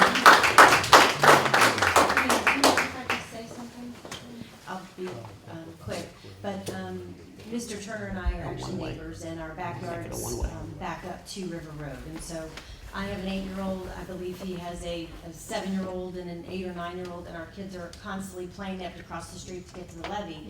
And our animals are walking on the levee, and there's families all over the place. And we sit in the backyard in the evenings or in the mornings, and we watch these cars go back and forth. So I just wanted, I heard some of the folks in the room maybe are negative towards that, or that's not something they believe in, traffic cameras. I don't think that this is anything we want to abuse in our city or take advantage of anyone, but in light of Chief Walker discussing at several budget meetings that we're short for our funding our police department, we have officers that we need to replace, court fines are down, and we have a speeding issue, and it's our community, and we have children, we need to keep them safe, so it's a safety issue as well, right? So I have reached out to Chief Walker, and I will reach out to Councilman Johnston for Jefferson Parish, see if he can help as well with some information. I think it is something we need to look into. Again, we will not abuse it, put them all over the city, but they are needed in some areas, and to specifically support our police department that has a decrease in their budget and they're down police officers to keep our community safe and to protect our children. I know going on River Road, they had that one area, I'm sorry, I don't mean to take up the time, but we had that one area where I'm sure everybody in here who travels River Road knows where the cop is all the time. It's always in the beginning, and from that point on, there's nobody. It's a straight away. Can I recommend that to the council that we put this on the topic of an agenda item for our next city council meeting so that we can address this specifically and everyone can speak to it instead of doing it during address? Is that okay? I apologize. Yes, I plan to do that at the next meeting, and we'll get some bids and some more information for everyone. Madam Clerk, do you mind? Thank you. Denoting that for the next meeting. Hi. Hello, Christian Cancian. I live at 36 Harahan's. I live about a block before where it's screened in, where the fences are blocking the dust, and it helps out a lot. I also own 13 Hickory, 25 Hickory, 29 Hickory, 37 Hickory, and the whole block behind Power Line. We operate 7 businesses out there. Recently opened up a new business with solar power streetlights. We have orders this year for $40 million, but I moved my business out of Harahan, that business, to Jefferson Parish, to Metairie, because of the dust. Magnolia School is moving out because of the dust and the noise from the trucks, and I bought the Magnolia School on the corner. I have it under contract, we close in March, and I got it at a discount because of the dust. I bought it because I think that Harahan will eventually get it together and get it right. I own 366 acres in Montague, which I've made it a dirt pit. I've been through the Corps of Engineer process. I put together an excavation plan. I've met with the DEQ. I've done all of this. It cost me about $200,000 So I know the process, I know what needs to be done, and I know how it gets enforced. So if you need some help, I can help you. I would love to meet with you to talk. If you go, the mayor's been by my businesses, where we're at, and the drains got full packed with sand because of, and when it rains, it floods. And once a week, I spend hundreds of dollars. My guys go clean the streets in front of my businesses. When you wash your car, you can't take your car to my office because it gets dirty. It's horrible. We do a lot of business with Wood Resources. They're good guys. Some of the problems aren't their problems.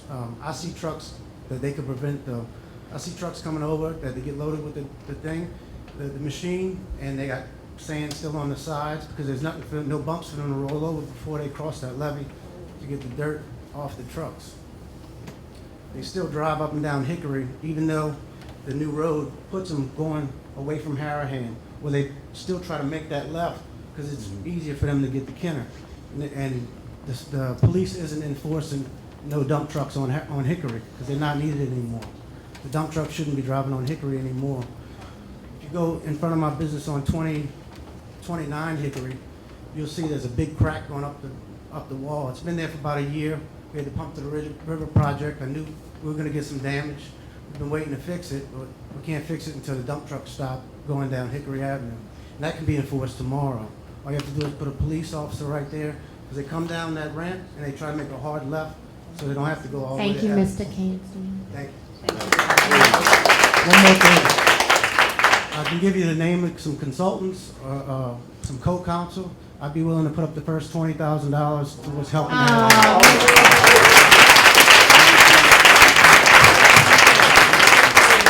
I just got a comment. Mr. Cancian, we are thankful for your business. We are thankful for your generosity, and we are thankful for your willingness to help us go through this. I also wanted to comment that I hope the Reams don't feel alone now that we know Mr. Turner is right down the street, also monitoring what's going on in our neighborhoods. So everyone's input we appreciate. Thank you. I'm sorry, Mr. Doucette. Dane Doucette, 49 Colonial Club Drive. Mayor, when you became mayor of our city, my wife and I gave you a gift, accompanied by a sincere letter of best wishes. We gave you a cross of faith that had the word balance inscribed on it. Do you remember that? Yes, sir. It seemed very appropriate knowing that Harahan was at a crossroads. Positive and balanced leadership would be required as you were faced with a lot of tough issues. A crumbling infrastructure, sewer problems, toilets not flushing, revenue shortfalls, street repairs, nuisance issues along River Road, etc. Taking on the new role as the leader of this city, having no governmental experience, is very hard to do. It appears you have applied a different strategy, though. You started day one changing the appearance of the city, removing pictures from the city council chambers and eliminating administrative personnel, many of whom had years of knowledge and wisdom on a variety of issues. The result of those actions have been more excuses and less citizen services. It seems you blame past administrations for the improper handling of tax collection, money spent on sewer sinkholes, insurance coverage, and FEMA cleanup issues. You seem to have spent the last year looking into the rearview mirror. I wish you would have chosen to spend your time looking forward. We're now experiencing more divisiveness than I've ever seen in this city. It needs to stop. I have no idea as to what degree this is fully accurate, but I do know that some of the council members have openly expressed their dissatisfaction concerning your unwillingness to supply them with the information that they feel is necessary to do their jobs properly. I'm also amazed that in your 1 year as mayor, not one iota of progress has occurred at the site of the old Colonial Country Club. Personally, I consider this property to be a gold mine of revenue for the city. I'm going to ask you please, please don't even think about raising taxes and fees until you have exhausted all other avenues for new revenue. Please stop the imbalance of power. We, the people of Harahan, elected a city council as the legislative branch, and the mayor is the executive branch. We've all seen what imbalance has done to Washington, D.C. It's time to stop using that failed strategy as our model. Hopefully, your second year, 2016, will be better than 2015, because the people of Harahan deserve better. Thank you.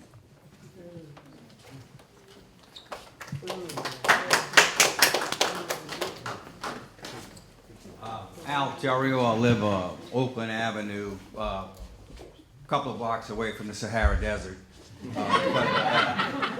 And you know, I know how this, you know, the DEQ and all that, they're gonna come out when the, you know, the wind's about 2 miles an hour. But on any given day, like you said, when that wind's blowing, I mean, it is like on Lonesome River, you know, Jesus Christ. Wind's blowing like that, you know, y'all all seen it, we all know the problem. Then I'm walking on the levee and then the wind started going, because I thought somebody was doing good filling in the pond. He goes, oh, they're not filling in the pond, that's sand. I go, what are you talking about? He said, you see that pit over there? He says, it's coming all the way over there, which is past my house. I said, wait, what's going on? He says, oh, the airport and all that. Then he's telling me trucks are going to be going till 10 o'clock at night and going on and all that. So we think we got a problem now. You just exacerbated it. I mean, it's going to be crazy. Now, I'm hearing all these excuses. Ma'am, Dana, you said, what's the ordinance? Let's kick some butt. Yeah. This problem needs to be on the top of you guys' list. Yeah. Absolutely number one. And I don't want to hear some guy coming up. I mean, 2 weeks before you return an email? That's crazy. Let's hit some action. That's all I got to say. There you go.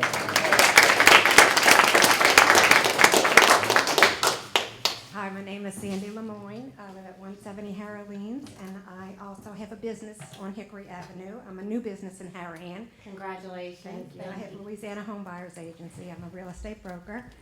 And I've also been affected by the sand. We have to have the building pressure washed quite often, and we have some other issues there also. But I'm not going to go into that much more because I think it's been addressed enough eloquently. I think you guys know the situation. I just lost my notes, so I'm going to just wing it.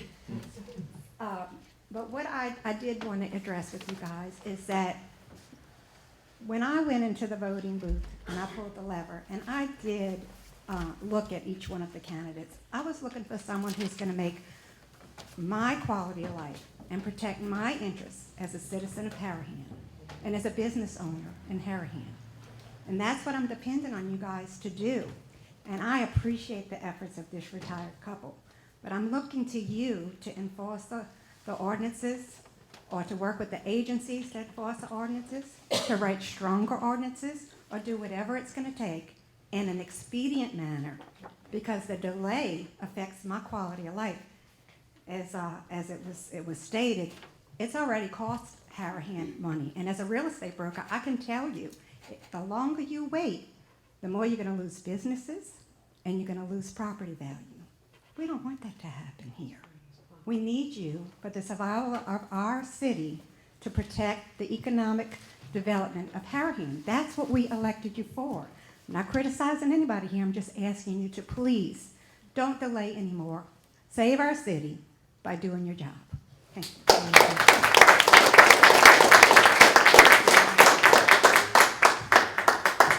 I'm Deborah Smith, and I am at 926 Oak Avenue, and I wish to applaud the City Council and the Mayor for an accomplishment of our new city attorney. And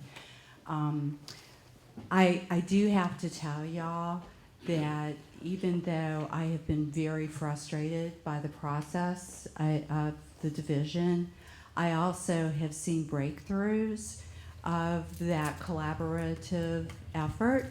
And what I keep on telling the people that'll listen is that if we can begin to accomplish things and get back behind those and build up that level of trust and that level of understanding, then we will accomplish what we've set out to do, and that is to have the quality of life for our city.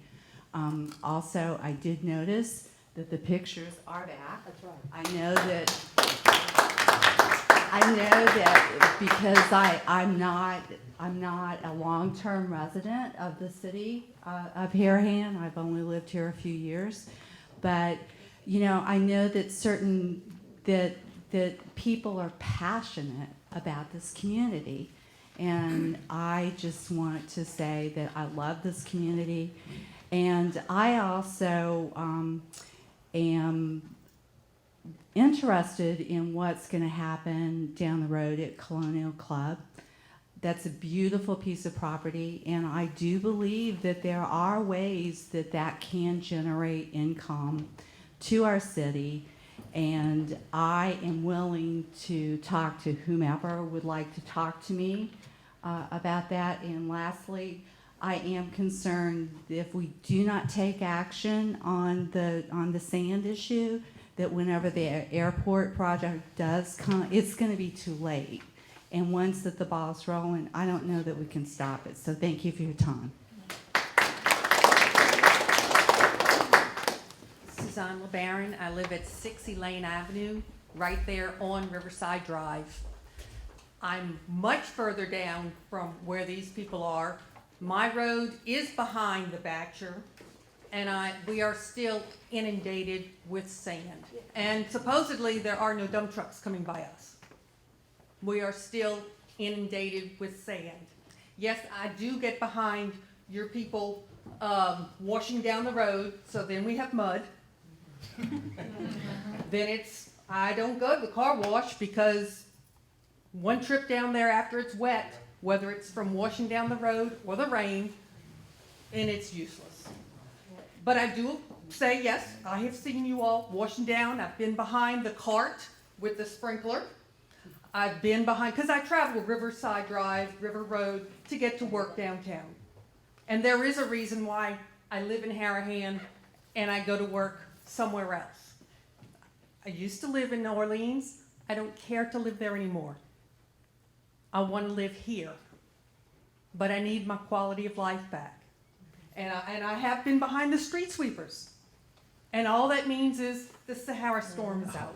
If you've ever been behind them when they're operating, all of it's not from the sand pit in operation. It is the trucks.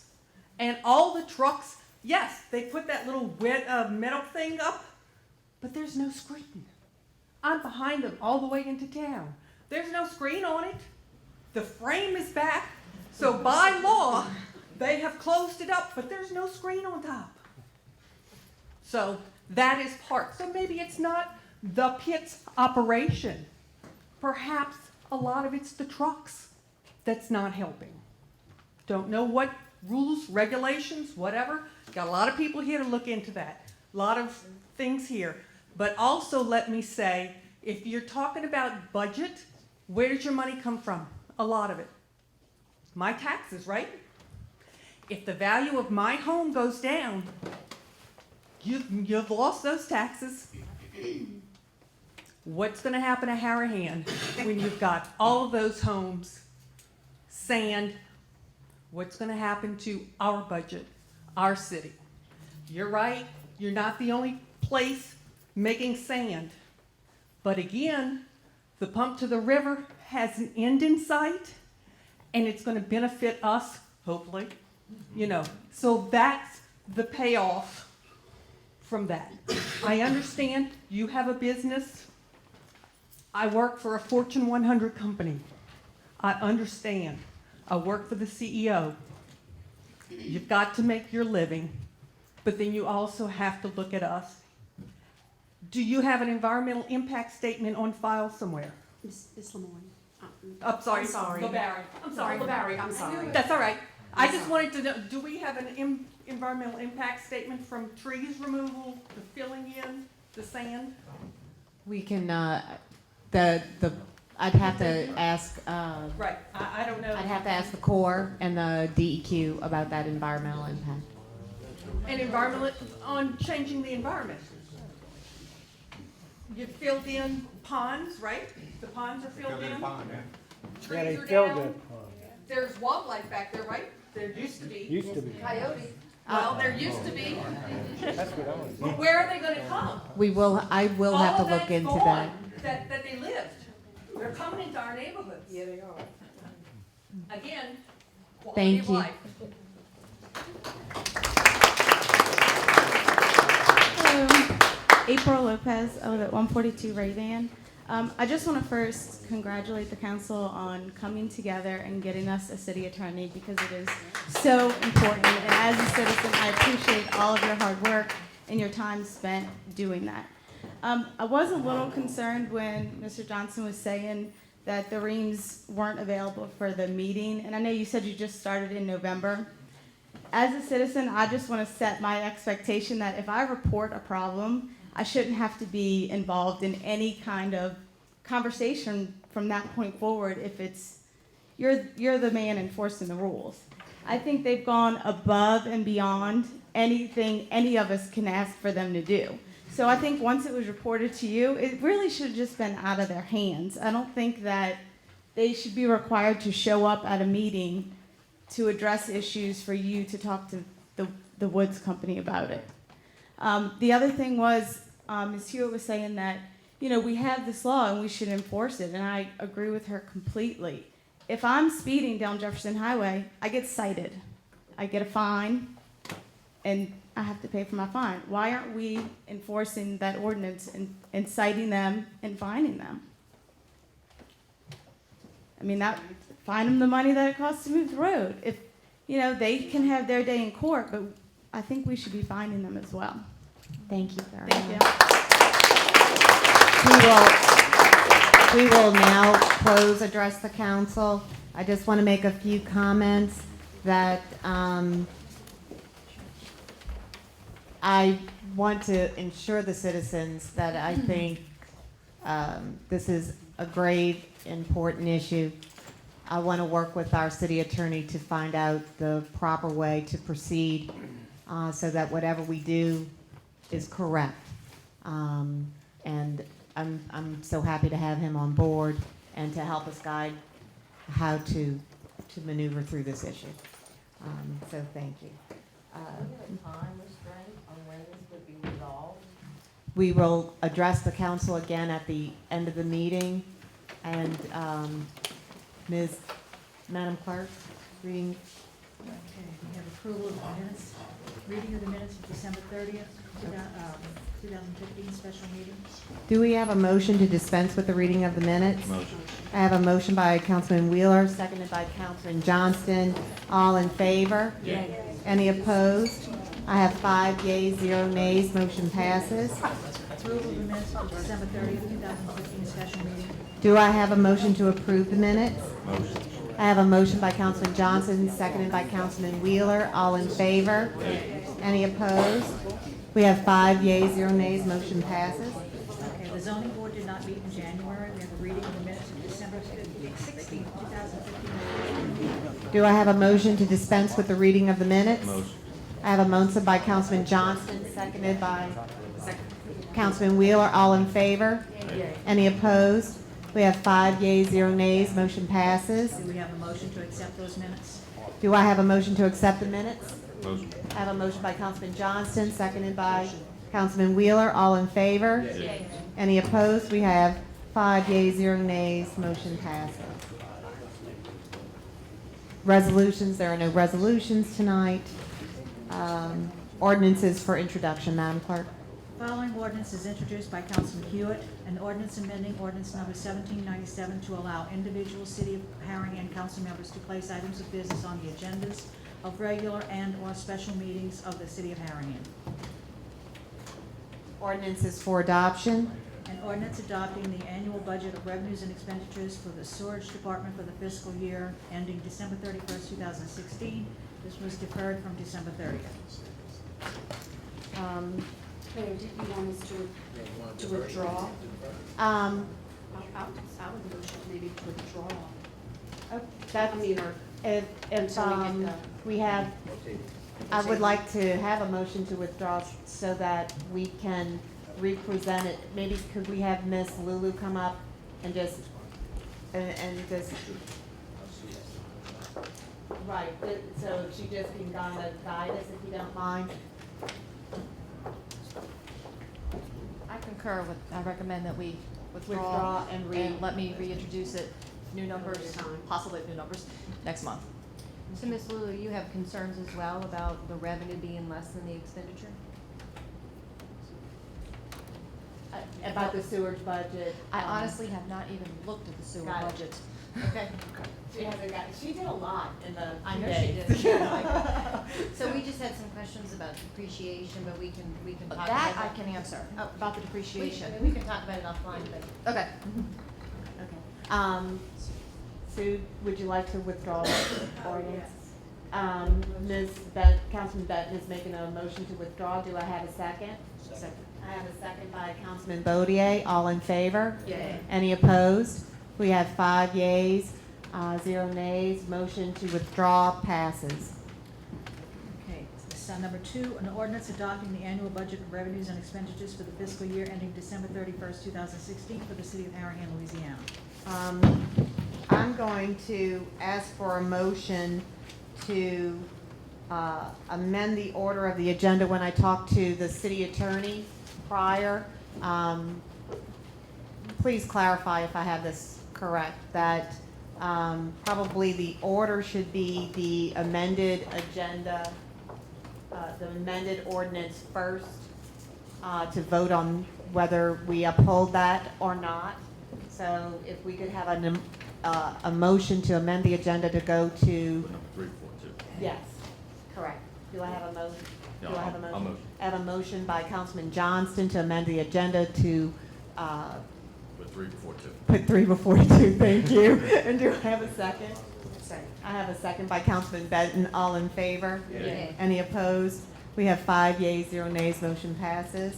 Madam Clerk, if you would go on to. Ordinance number 3, an ordinance to adopt the annual budget of revenues and expenditures for the fiscal year ending December 31st, 2016. This was vetoed by the mayor.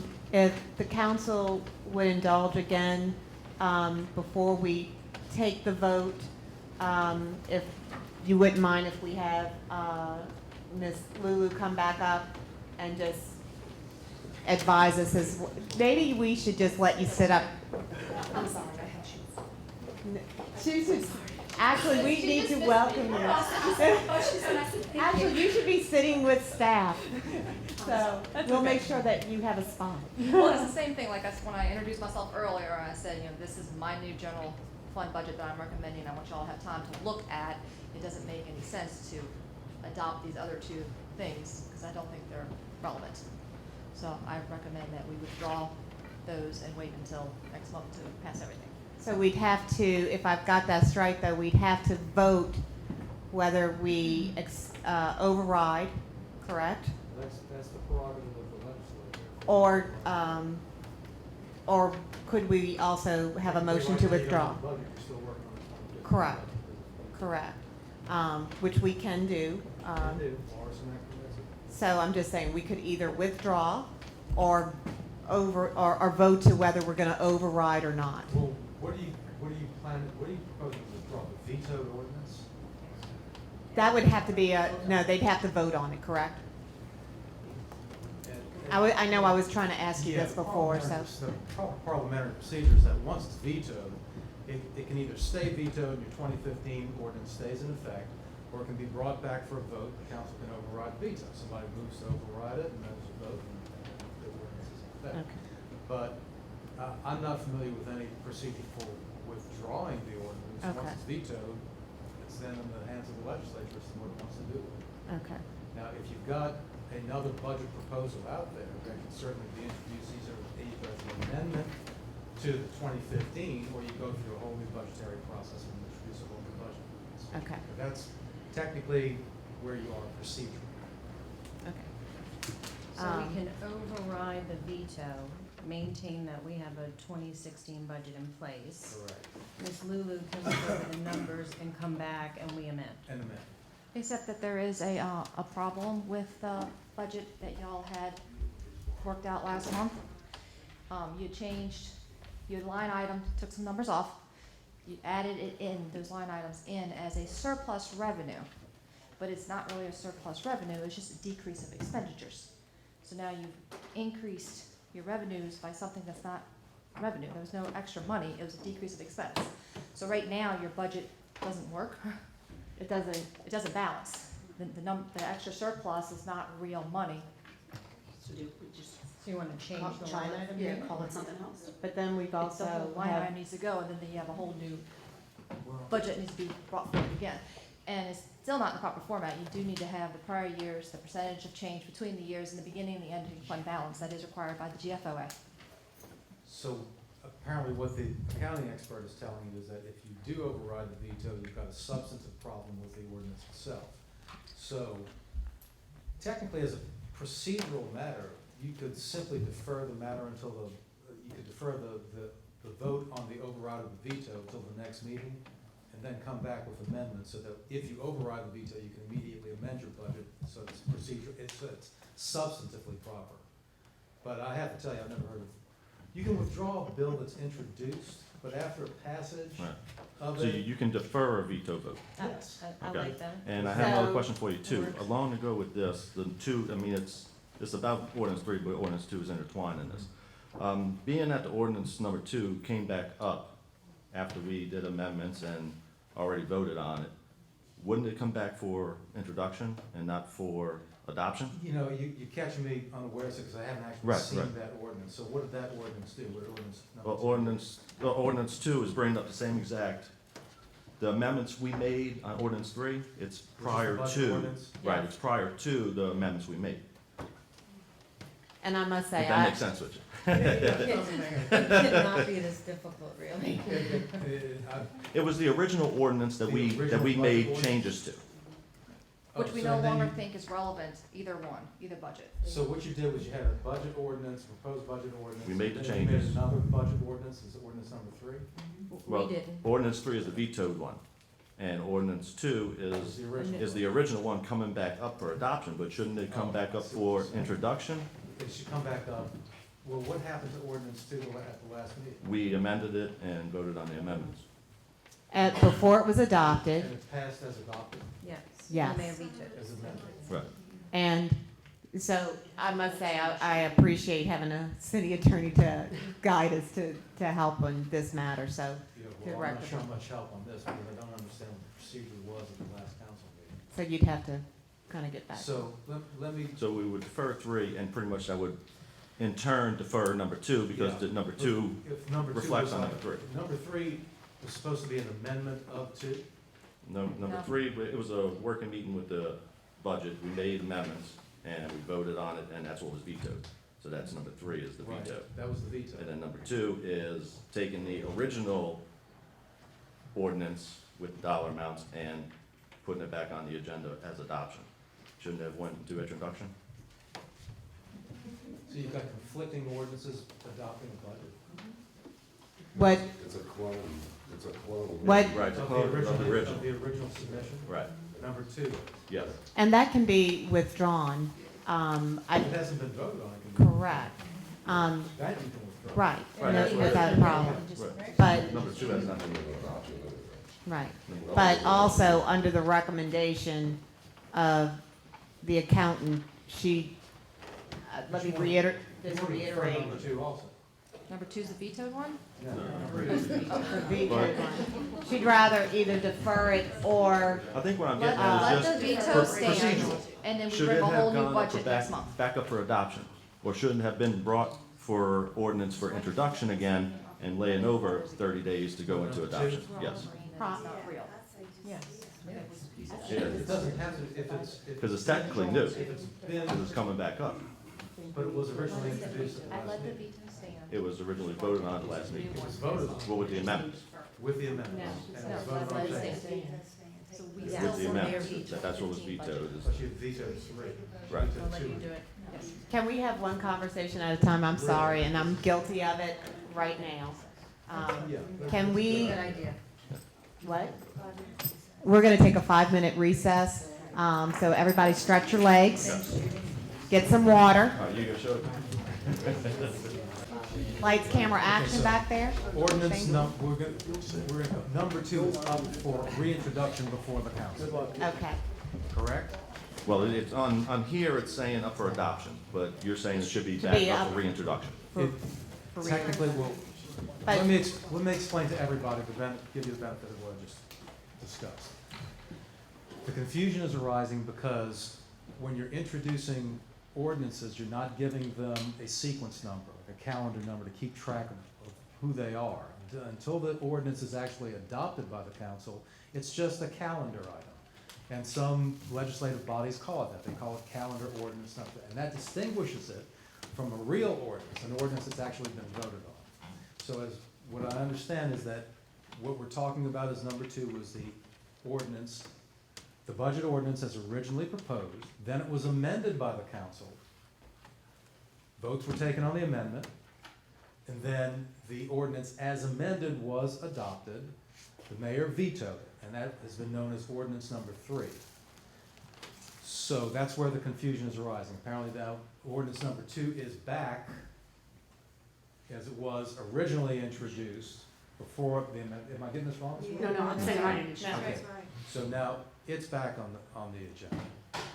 So if it is on the agenda, you can defer consideration to the next meeting. You can also defer consideration of the vote on the veto of ordinance number 3 to the next meeting. If you want to get all the budget items straightened out and come to a consensus so everybody knows what they're voting on at the next meeting, which is what I would suggest you do. I understand from the accountant, if I heard it correctly today, that there is a substantive problem with the ordinance. So maybe you want to get that technical issue straight with the specialist, because I'm not an accountant. Get that technically straight before you consider it at the next meeting. But in the interim, I'm also going to work with the clerk to try to straighten out this confusion in terms of. But number 2 shouldn't have to be pushed with number 3. It should be put into introduction. You know, technically, you don't even have to do the consideration of number 2. You would simply take the vetoed ordinance and you could do I'm it just this, worried you about could, procedural. yeah, and this is how you could do it Procedural procedurally. You could take the vetoed ordinance, bring it back up, call for a vote on the veto, override the veto, and then move to reconsider that ordinance and amend that ordinance and pass it forward. That's a lot more work and confusion. And the numbers aren't right on the vetoed ordinance. I'm just telling you what the procedure is to keep straight your parliamentary document, your documentation. But if they allow the veto to remain in effect, which means, we don't follow that one. Right now, you don't have you don't have a Right, budget. we will, You're which is following the way the we will 2015 stay. budget. Right now, you For a don't month. have a budget. If that's the way you want to keep it until you get everything straightened out and bring it back next month and consider it, I'm giving you the procedure by which you can do that and keep it straight. But there is structural problems with the ordinance that's up for the council to decide whether they want to uphold the veto Right. or override the veto. So we can defer the veto, and that in turn will automatically defer number 2? Or do we have to actually go and defer that? Right now, ordinance, number 2 is up here. This is on first reading, right? No, it's not. That's what I was should saying. be. It It should be on shouldn't first it? reading. It should be Right. on introduction, not Right. adoption. So, That's what I was trying to, yeah. Right. Shouldn't Okay. be for adoption. Yeah, it came in today, because I didn't get the agenda, so, but it was introduced today. Well, right, today was supposed to be reintroduced, I guess what you call it. It should You be on can't first. You can't breathe life into something that was here a month Okay. ago. Right. That was vetoed, that was amended and vetoed. Right, right. Okay. So You just- I'm not saying reintroduce, Right. it was So- introduced. You but have our to choice reintroduce. is right now for the ordinance number 3 is either to defer or to vote whether to uphold or to override the veto. Yeah, and, my suggestion to you at this point is that since the 2015 numbers are still in effect, you still have a template from which to operate your city. Right. Defer the vote on the veto until next month. By that time, there will have been everybody discussing what the budget should in fact look like. And at that point, you can override the veto and amend the ordinance, amend the budget ordinance. You can amend the budget ordinance at any time during the fiscal year. Right. And I'm So- just, like I said, I'm trying not to be as I'm trying to be as least confusing as possible. Okay? But being that it's up for ordinance for adoption, Which one? the number 2, Number 2. we would have to take it and actually move it to introduction, correct? Or can it just be an adoption and? What I'd like- and you'll have the 30 days just to lay it over? I'd like to because- withdraw it. Have a new business? It's Sue Benton's ordinance. Do you It's want to number withdraw? 2 toward the bottom. Well, but, okay, we've already amended the agenda. That makes it easier. So, right, so this is the choices.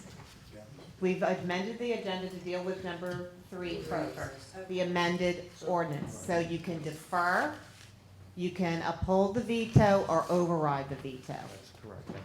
It is the suggestion of the accountant that she would like to prepare the budget herself, correct? Correct. And that we can operate on 2015. 2015's budget, let her prepare it, and then vote on a new budget.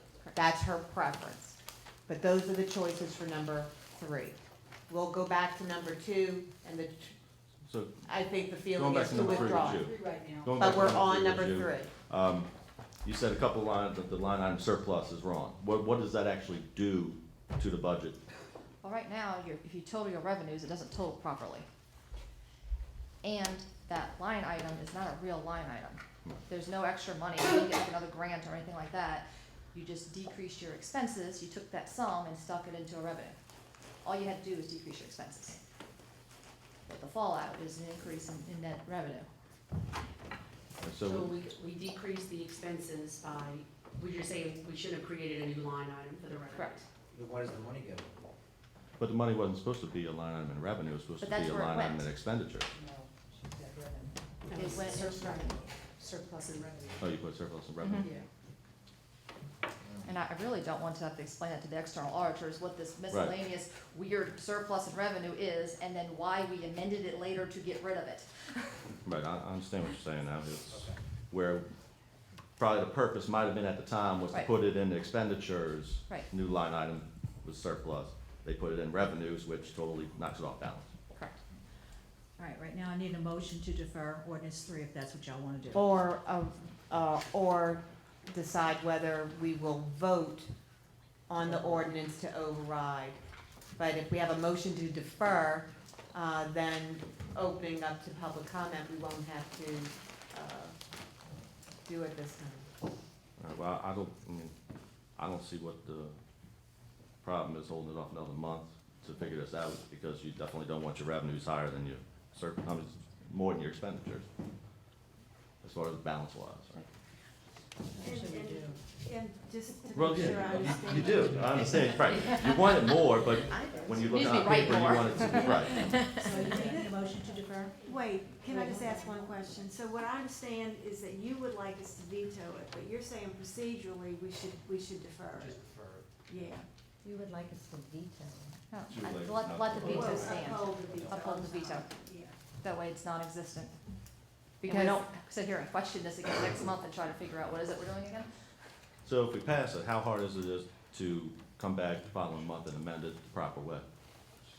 With the amendments that you wanted to make on top of that? I really won't have to explain what the surplus revenue is, and the numbers don't total. If your total revenue says $5.9 million, it's not with that surplus revenue line item in there. So I don't think it's a good idea to pass something that is not correct. It does not have the right dollars. Okay, I got what you're saying, And we've Right. entered, and my general fund that I sent to y'all this, last night, Now, numbers have changed all over the place, and Right. we've got $75,000, more revenue, which. we didn't get the schedule on this vetoed ordinance though, right? Yeah, I don't remember seeing one. It's not here. You got it last month.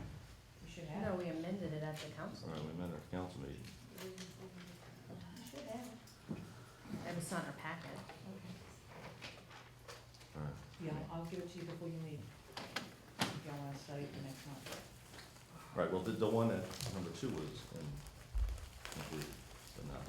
But she is saying that she would like to put it, Right. the entire I understand what revenue. you're saying, but I we know, but probably, the we probably entire- could have figured all this out if the schedule would have been attached and we could have went through the schedule. If we had an account, we would have done it. but what, I'm just, I don't want her to do busy work and not make it clear what her intent is. Her intent is, since we've gotten many new numbers in, we're working with a lot of changes. And now that we're gonna have to, if passed, we'll have to amend it somehow, but it's almost unamendable structurally because. Structurally, right.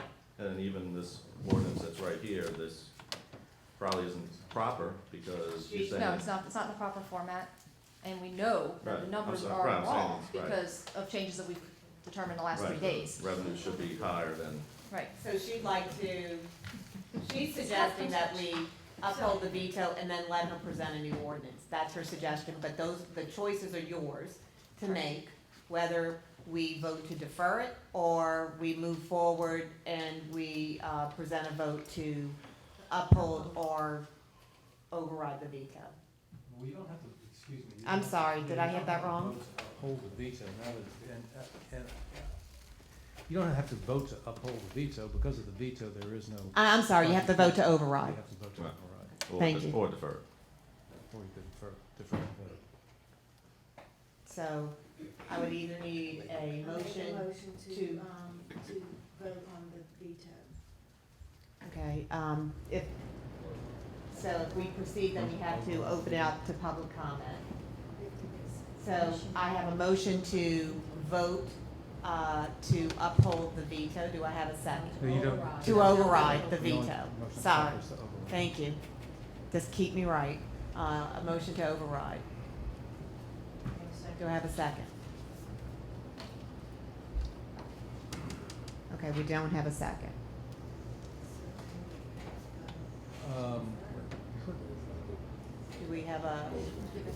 Do we have a motion to defer? Somebody do a substitute motion to table the vote on, to override the veto. Second that, and then technically table it to the next meeting. Get where I'm coming from? Okay, this is what you do. Ms. Benton has made a motion to override the veto. It dies for lack of a second. The substitute motion is to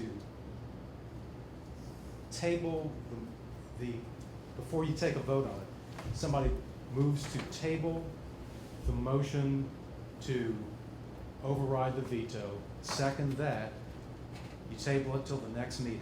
See, so that the whole Okay. issue of the deferral is, the whole Gotcha. issue of the veto override is on the table for the next meeting. The next meeting, we can take it from the table and consider it. You want to help me repeat that? Do I, do I have a motion to table ordinance? A substitute I need a substitute motion to table the motion to override till the next meeting. Do I have a motion? Motion. I have a motion by Councilman Hewitt, thank you. Do I have a second? Second. I have a second by Councilman Bodier. All in favor? Yeah. Any opposed? We have 5 yeas, 0 nays. Thank you very much, City Attorney. Thank Whew. All right. you. Yeah, that was Now we'll That'll go do. back to ordinance number 2. And, you want to have a motion to? I have a motion to withdraw ordinance number 2 by Councilman Benton, seconded by Councilman Johnston. All in favor? Yay. Any opposed? We have 5 yeas, 0 nays. Motion is with, Veto. ordinance is withdrawn.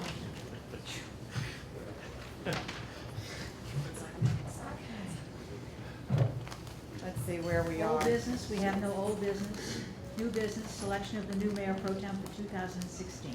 Would anyone of the councilmen like to serve as mayor pro tem? I would like to nominate Councilman Craig Johnson. I have a motion to nominate Councilman Craig Johnson. Do I have a second? Second. I have a second by Councilman Hewitt.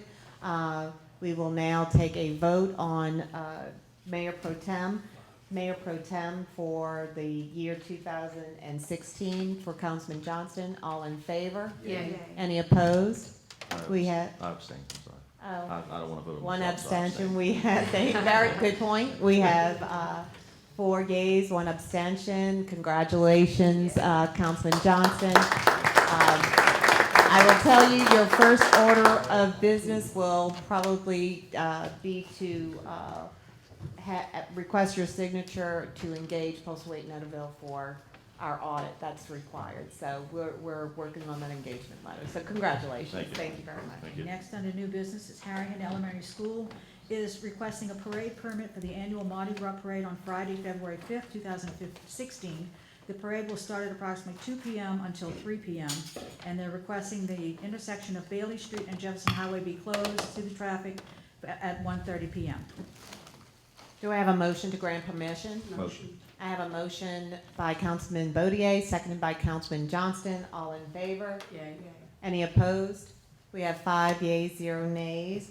Motion, permission is granted. We will now address the council. Would anyone from the public wish to address the council?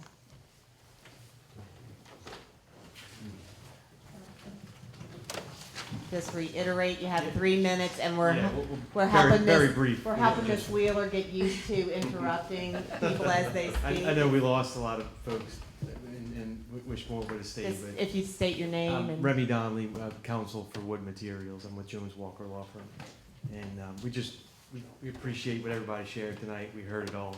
We want to be a good neighbor. Have always been a good neighbor for many years, and there's some things that we can control, some things we can't.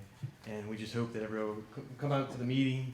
We like you all to come and attend, question and answer, try to figure out what we can do to kind of get all this in and give you the information that we have, so you know, hey, we're doing what we can do, and you know, the other variables that we're dealing with, especially the Jefferson Parish drainage line that's gone in, has kind of changed things out there, and to reconfigure the property, and you know, we're looking at all how that's kind of changed things, because you know, this was I think a recent, and these complaints came up recently, and you know, not all of it can be, you know, handled and addressed. I mean, you heard the various, the DEQ, the core is a big hurdle.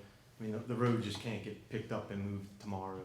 I mean, it would take some engineering planning, going to the core, requesting a permit, have an open period, and going through all that. They may not even permit it. So we want to work with everyone, and we just think that the meeting next week would be a good way to kick off, to try to start moving into a direction that hopefully can get some of the issues that people are having resolved. We hope to see you all, if y'all can make it. Thank you. thank you very much. And City Attorney, Mr. Burris, it's all just making sure the open meetings law. It's fine for all of us to be in attendance at that meeting, correct? Yes. So long that we're not talking about. Thank you very much. John Ream, 3 Rent Pass. We need some kind of timeline on how to address the situation. I know Mr. Wood wants to be a good neighbor, but we already talked about what he could do and what he was willing to do, and he's looking at doing something with the road is a great move forward. But the Corps of Engineers need to be contacted and pressured to get this job done. Now, they've been I'm very one way or happy the to other tell way. you I have but rescheduled I that don't meeting with trust the him. Colonel. I don't trust him. But the laws of Harahan, the ordinances of Harahan still stand. So they need to be upheld.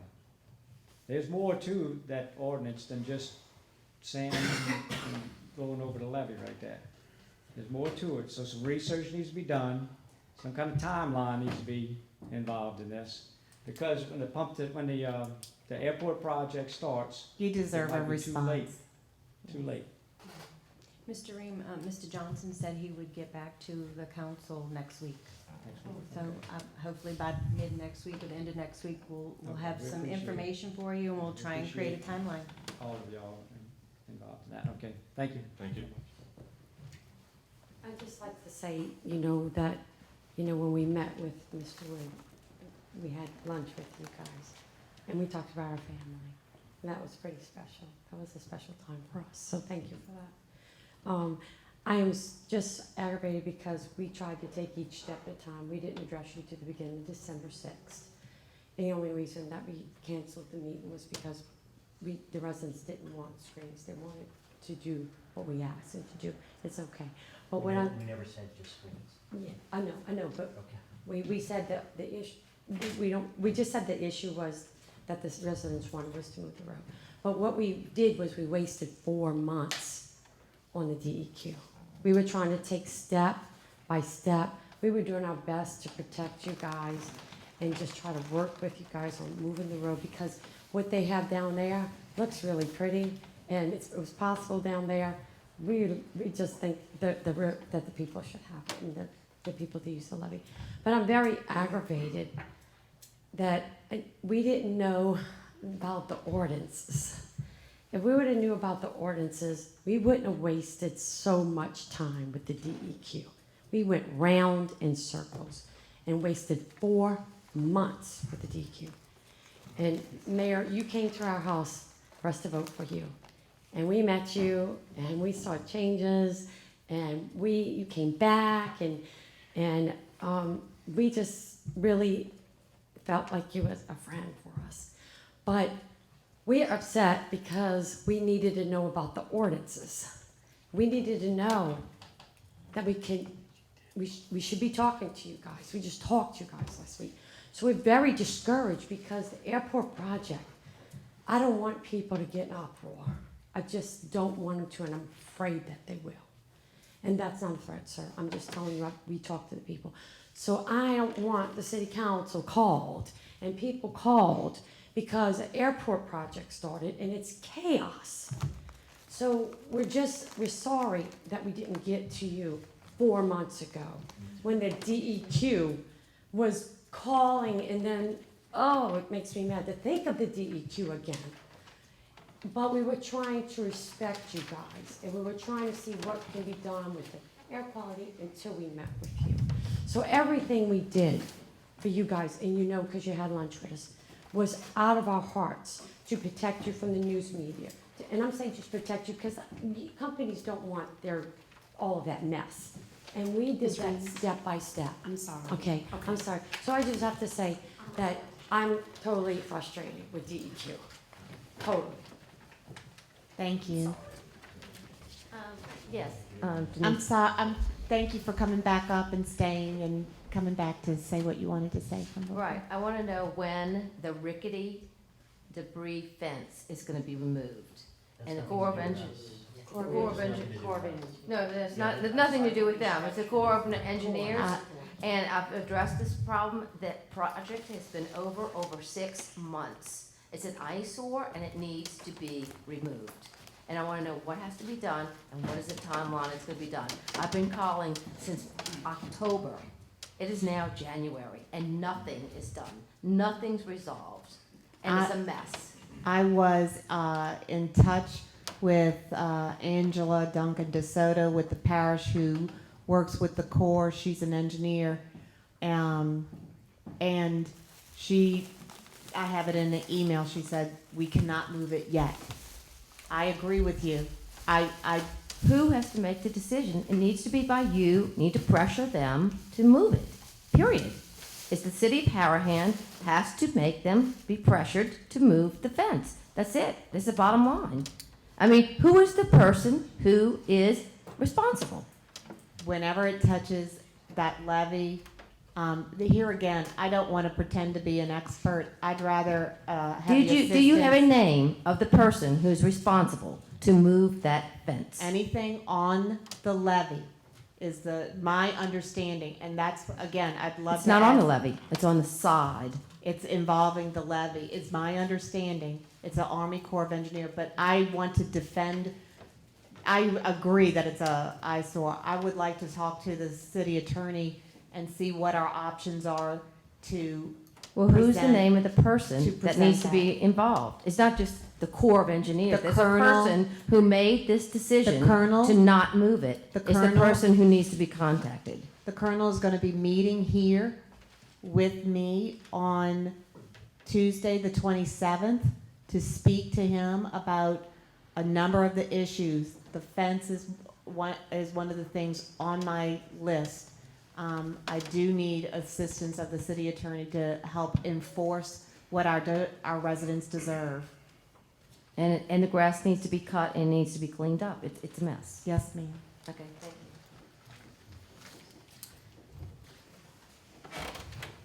Hi, I'm Tommy Buddy. I live at 7208 Stoneleigh Drive in Harahan.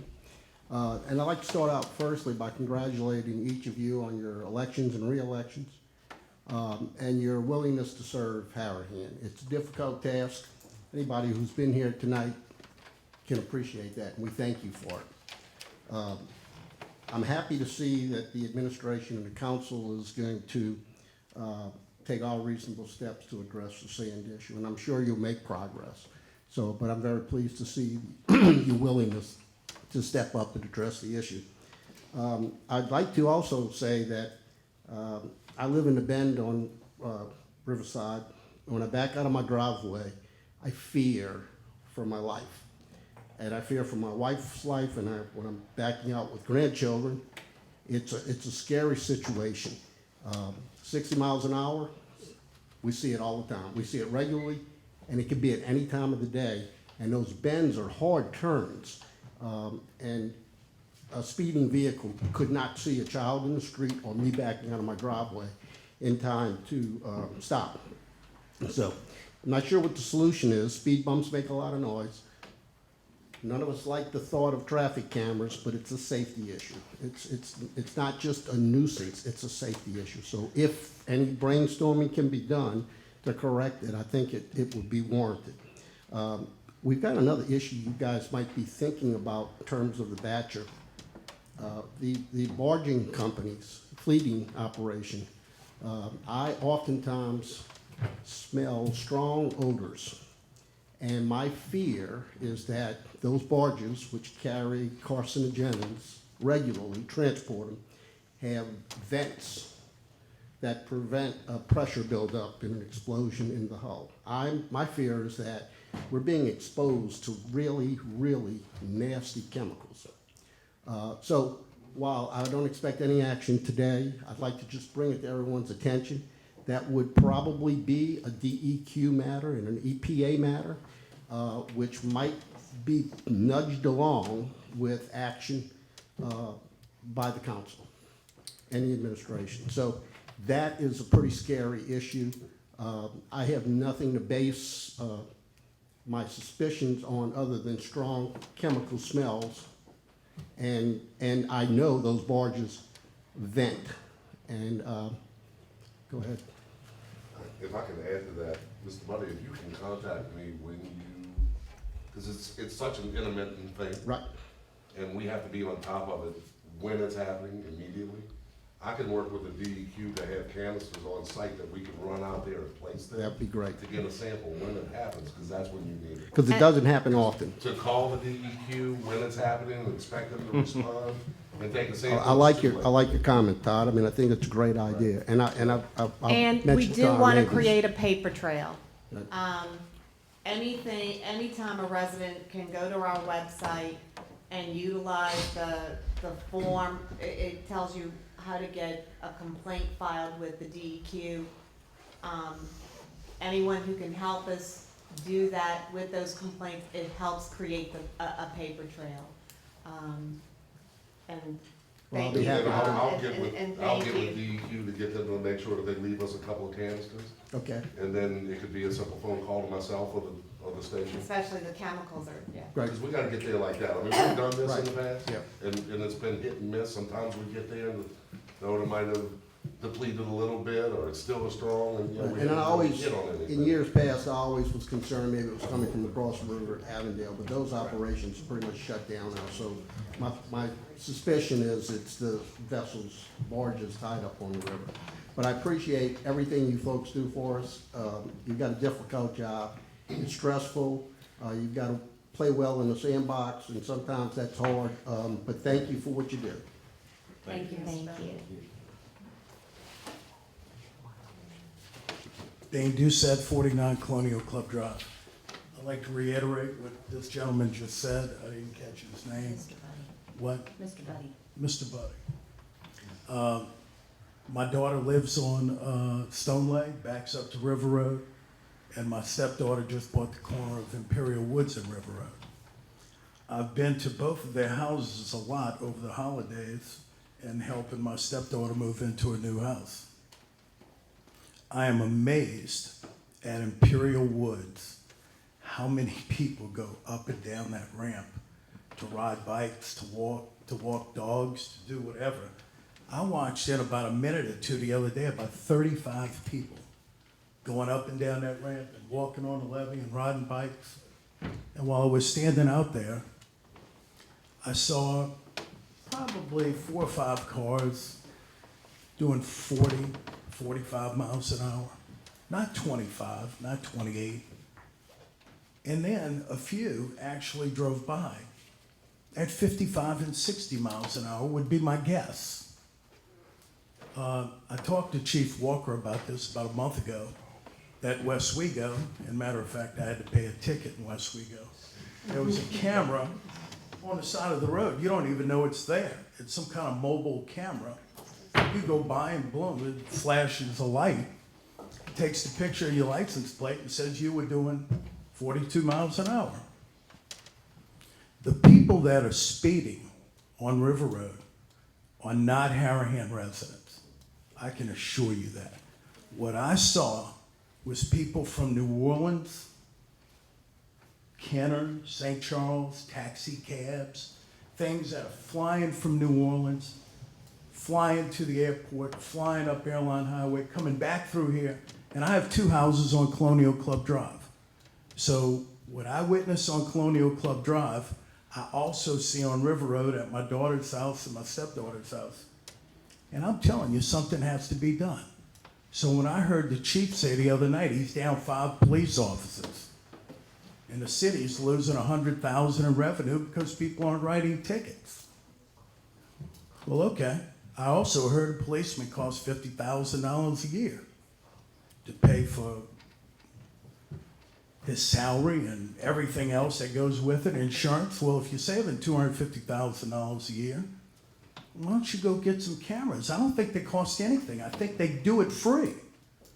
But we're going to be writing tickets for people who don't live in Harahan, the people who are breaking the law. Let's get those cameras up. We're not talking about red light cameras. We're talking about a camera for someone speeding. This is a safety issue. It's not about how much money Harahan can raise in tickets. Safety. I've walked my daughter's dog up on the levee. I've played football with the grandchildren up on the levee.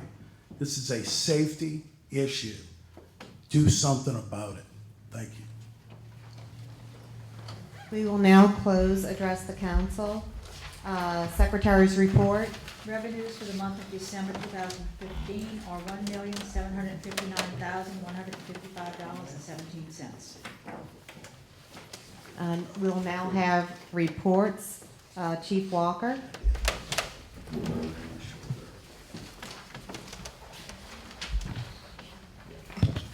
Good evening, Mayor, Council, viewing public.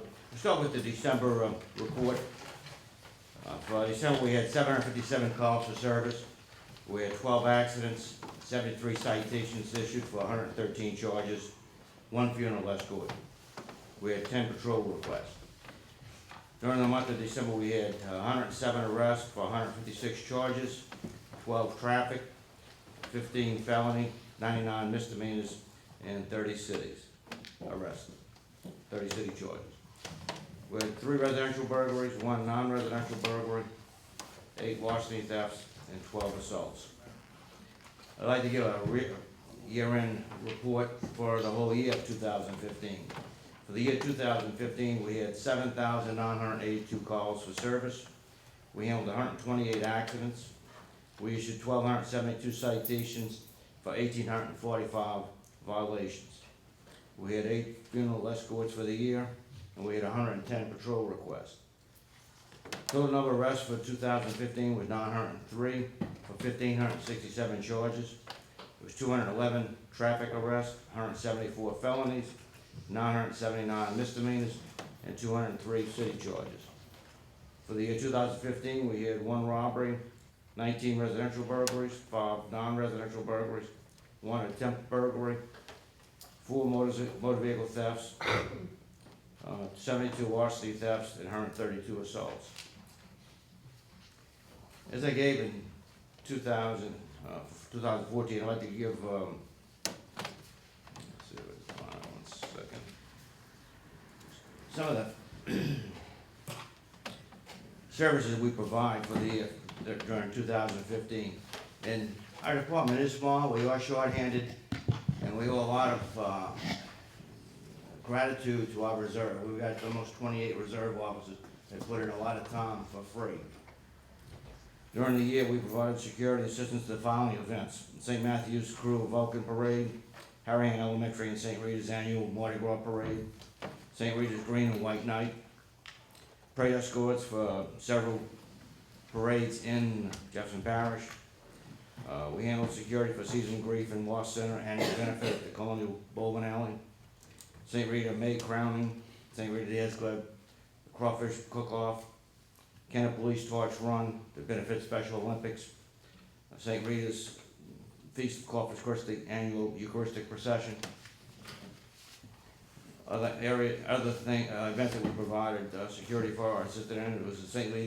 Rita Ladies Auxiliary Bunco, Soul Bowl Special Olympic Benefit, First Baptist Church Vacation Bible School Security, St. Rita Knights of Columbus Annual Car Show at St. Rita, the Drug Take Back Program that Officer Schwartz talked about earlier, Assisted Jefferson Parish Sheriff's Office Poker Run, the Annual Night Out Against Crime, Magnolia School Halloween Party at Harahan Lions Club, Red Night Motorcycle Run for West Wego, the Halloween night back at Imperial Woods, and I would say last year had to be probably the biggest event we've had in years. We probably had between 2,000 and 2,500 people go through that area on our night. That was the night before actual Halloween because of impending rain. St. Rita Bingo, private Pecan Festival, the Pecan Festival at St. Rita, we handle security for that. Annual Senior Citizen Thanksgiving Dinner, the extra patrols during from Thanksgiving through New Year's Eve with the blue lights. St. Rita Holiday Market, Harahan Jim's Breakfast with Santa, St. Rita's CYO Scavenger Hunt, Jefferson Parish Sheriff's Office Toy Run for Magnolia School, Annual Harahan Police Christmas Parade, Annual Harahan Police Toy Run. We provide security at Harahan Meals Court twice a month, Harahan City Council meetings, participated with the Veterans of Foreign Wars Post 3267 at the 80th birthday, Harahan Senior Center Christmas Dinner, Harahan Gym Sock Hops. Our reserves do the weekly church detail at St. Rita. And we had several DWI checkpoints during the year when we had funding from the government. So the funeral escorts, assisted also Jefferson Parish with checkpoints and saturation patrol, scout orientation at the department lockup, the whole program conducted by Officer Schwartz at various schools, street light notification to Energy about street lights out. Also, on a yearly basis, our officers and our reserve officers are required to take 20 hours of in-service training. Police officers also, we have a special response team which conducts emergency plans to the area schools in the event of a crisis. Harahan police officers also assemble with available school crossings in the morning and afternoon. And we maintain the Facebook page to keep our people alerted to what's going on in the city. Also the Nixle alert system. We distribute door hangers, house to house in Harahan, inform citizens of residence checks and residence checks for citizens when they're out of town and request a patrol request. Just like the fire department, we're pretty taxed to the max, and we need you as our citizens to be our eyes and ears. When you see something suspicious in your neighborhood, please don't hesitate to call us. Dial 911 or call a police station. Let us go out and check it beforehand rather than you call us later and say we need to take a report, something happened in your neighborhood. We need you. You participate with us and keep the city safe. Thank you. Thank you. Chief St. Cyr, do you have a report? It's getting a little late, so I'll try to make this as long as possible. Thank you very much. Good evening. My name is Todd St. Cyr. I'm the fire chief of the city of Harahan. Mr. Burris, welcome aboard. I'm sure we'll get acquainted really soon. There's a few issues that we're going to have to address. We've been waiting on you for a while now, and we appreciate Long you. experience with the fire service. Good. We're going to need that help. We appreciate you agreeing to join our team. And the same to you, Ms. Lulu. We appreciate you accepting the job, and we're willing to work with you and look forward to getting to know you and work on any issue that we can to better our budget for the fire department and work with the city. I'd like to report that in December of 2015, we had 9 medical assistance calls, 2 involving CPR, 1 down power line, 10 automatic fire alarms, 2 structure fires, 2 investigations, and 2 trash fires. Operation Save a Life, which is where we go out and install smoke detectors in people's homes in cooperation with the Louisiana State Fire Marshal and the Harahan Firefighters Association. In 2 months, we have installed 143 smoke detectors in 43 homes. Right now, we are currently out of smoke detectors. We're waiting on more. Hopefully, they're gonna get some more in really soon, because we have people on the list waiting for us. How many did you install? I'm sorry. 142 smoke detectors in 43 homes. Congratulations, that's wonderful. So, that's a successful program here in the city of Harahan. The earlier notification that we get for a fire, the quicker we can get there and stop it from becoming something tragic. Mr. and Mrs. Reams, I'd like to address you for a second.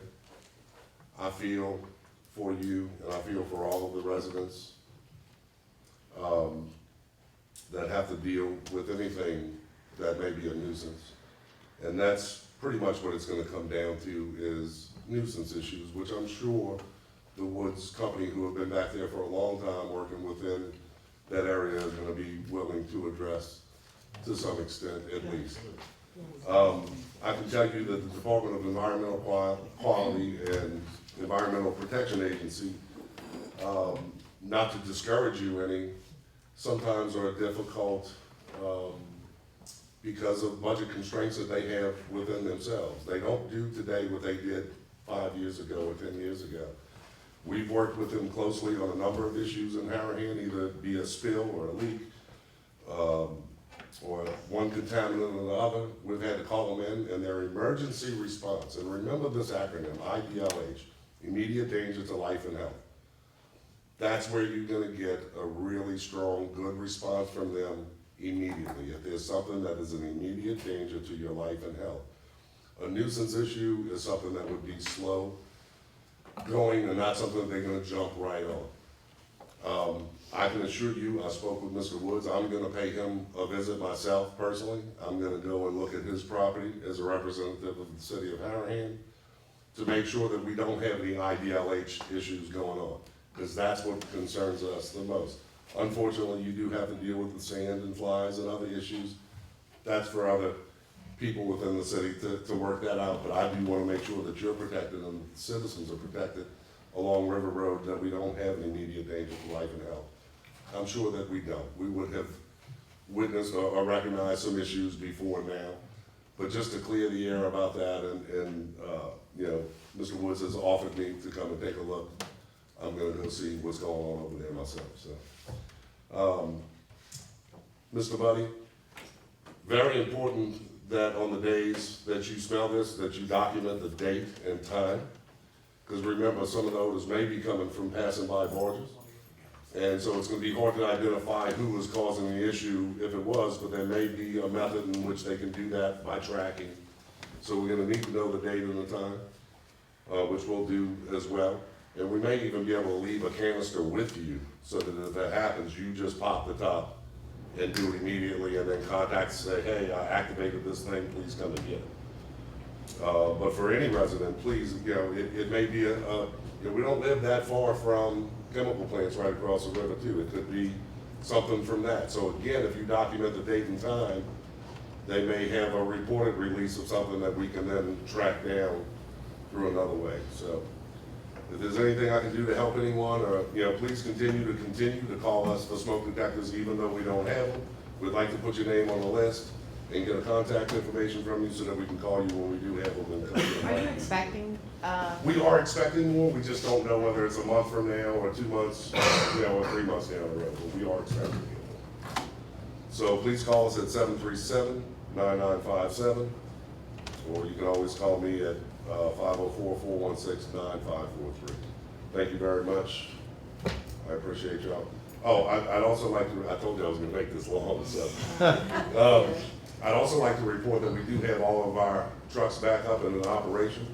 We had a couple little mishaps, things that happen, not done by any operator error, just, mechanical issues happen.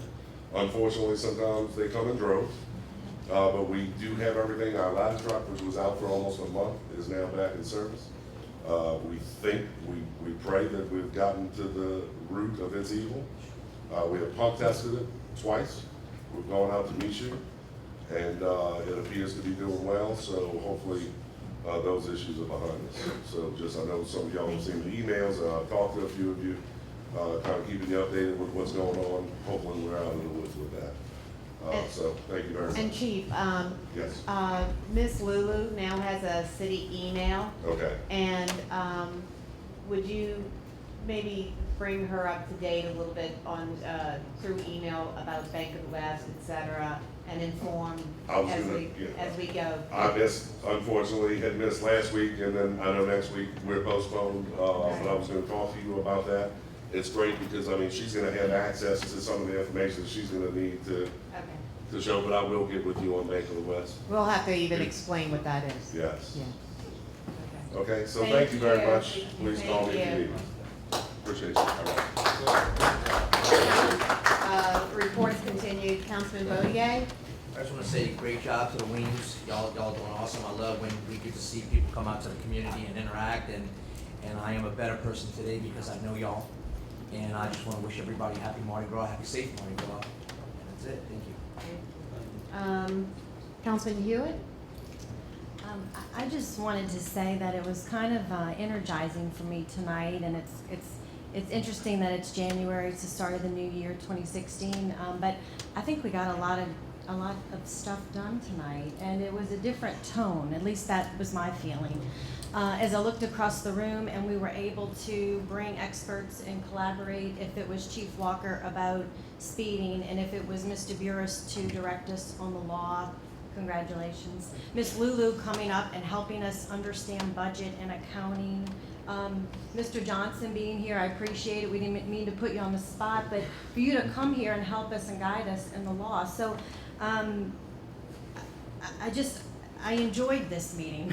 I feel like we got some things done, and I think this is the way to funnel our efforts, that when community and citizens come together with an issue, when we all pull together to solve it, that's when we're gonna figure out we can all work together, right? So, Councilman Johnson? I just Oh, have I'm one sorry. other thing. Mayor, if I could request to, and I don't know if the other council will agree, but when we have our executive meetings on Monday, I know sometimes I try and come prepared with agenda items, you have things as well, but if we could set an agenda, and that will help us keep on track with the things we discussed tonight. So if we do meet next Monday, I'd like to see if Mr. Johnson can be available, and we can talk through Ordinance 1333, develop a plan, timeline. Excuse me, what time do y'all meet? It's different. We different start times. at, start at 5. The reason why I'm asking, next week I'm scheduled to be in Baton Rouge all week. I'm taking a floodplain seminar. And I'm gonna be there from 8 to like 4:30, Monday through Friday.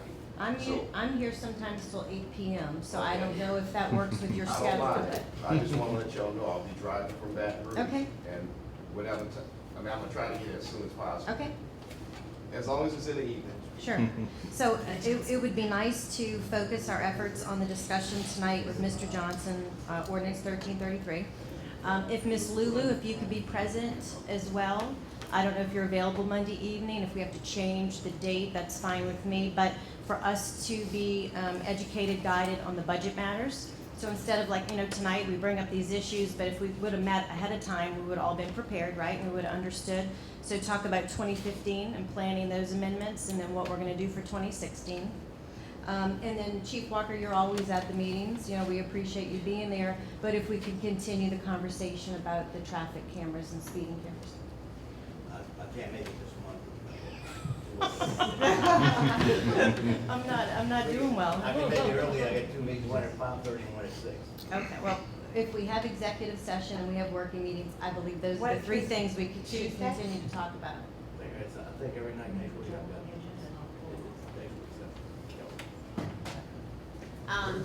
Councilman Hewitt, can I ask you that we correspond tomorrow, talk, and we'll try and arrange what we can do to See who's available. right, to see what we can accomplish. Okay. Okay. Councilman Johnston? Okay, first I'd like to actually thank the mayor for putting the pictures back up on the sidewalls. It looks a lot better than on the back wall that it was at for the past 2 months, so I appreciate it. I thank you for that.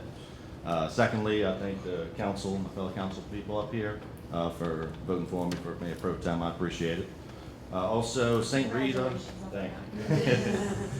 St. Rita is having a smoked pulled pork lunch. It's going to be Sunday, January 31st from 10:30 to 2 p.m., 10:30 a.m. to 2 p.m. $10 a plate includes smoked pulled pork, barbecue beans, coleslaw, roll, dessert, and a drink. It's going to be served out at the St. Rita Cafeteria, and the drive-through will be available. And of course, if you ever need me, I'm phone call away, 259-5763. Thank you. Councilman Wheeler? I'll make my motion.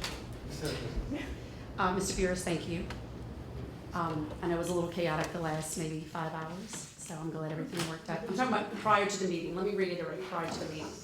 I know it's some big shoes to fill, so we thank you. And everybody have a good evening and happy Mardi Gras. Councilman Benton?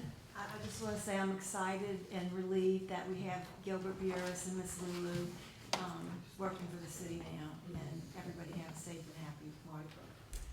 For my report, I'd like to say that I am very happy to be kicking off our first city council meeting for 2016 with residents who have shown a lot of heart and a lot of hard work to bring attention to problems in the city.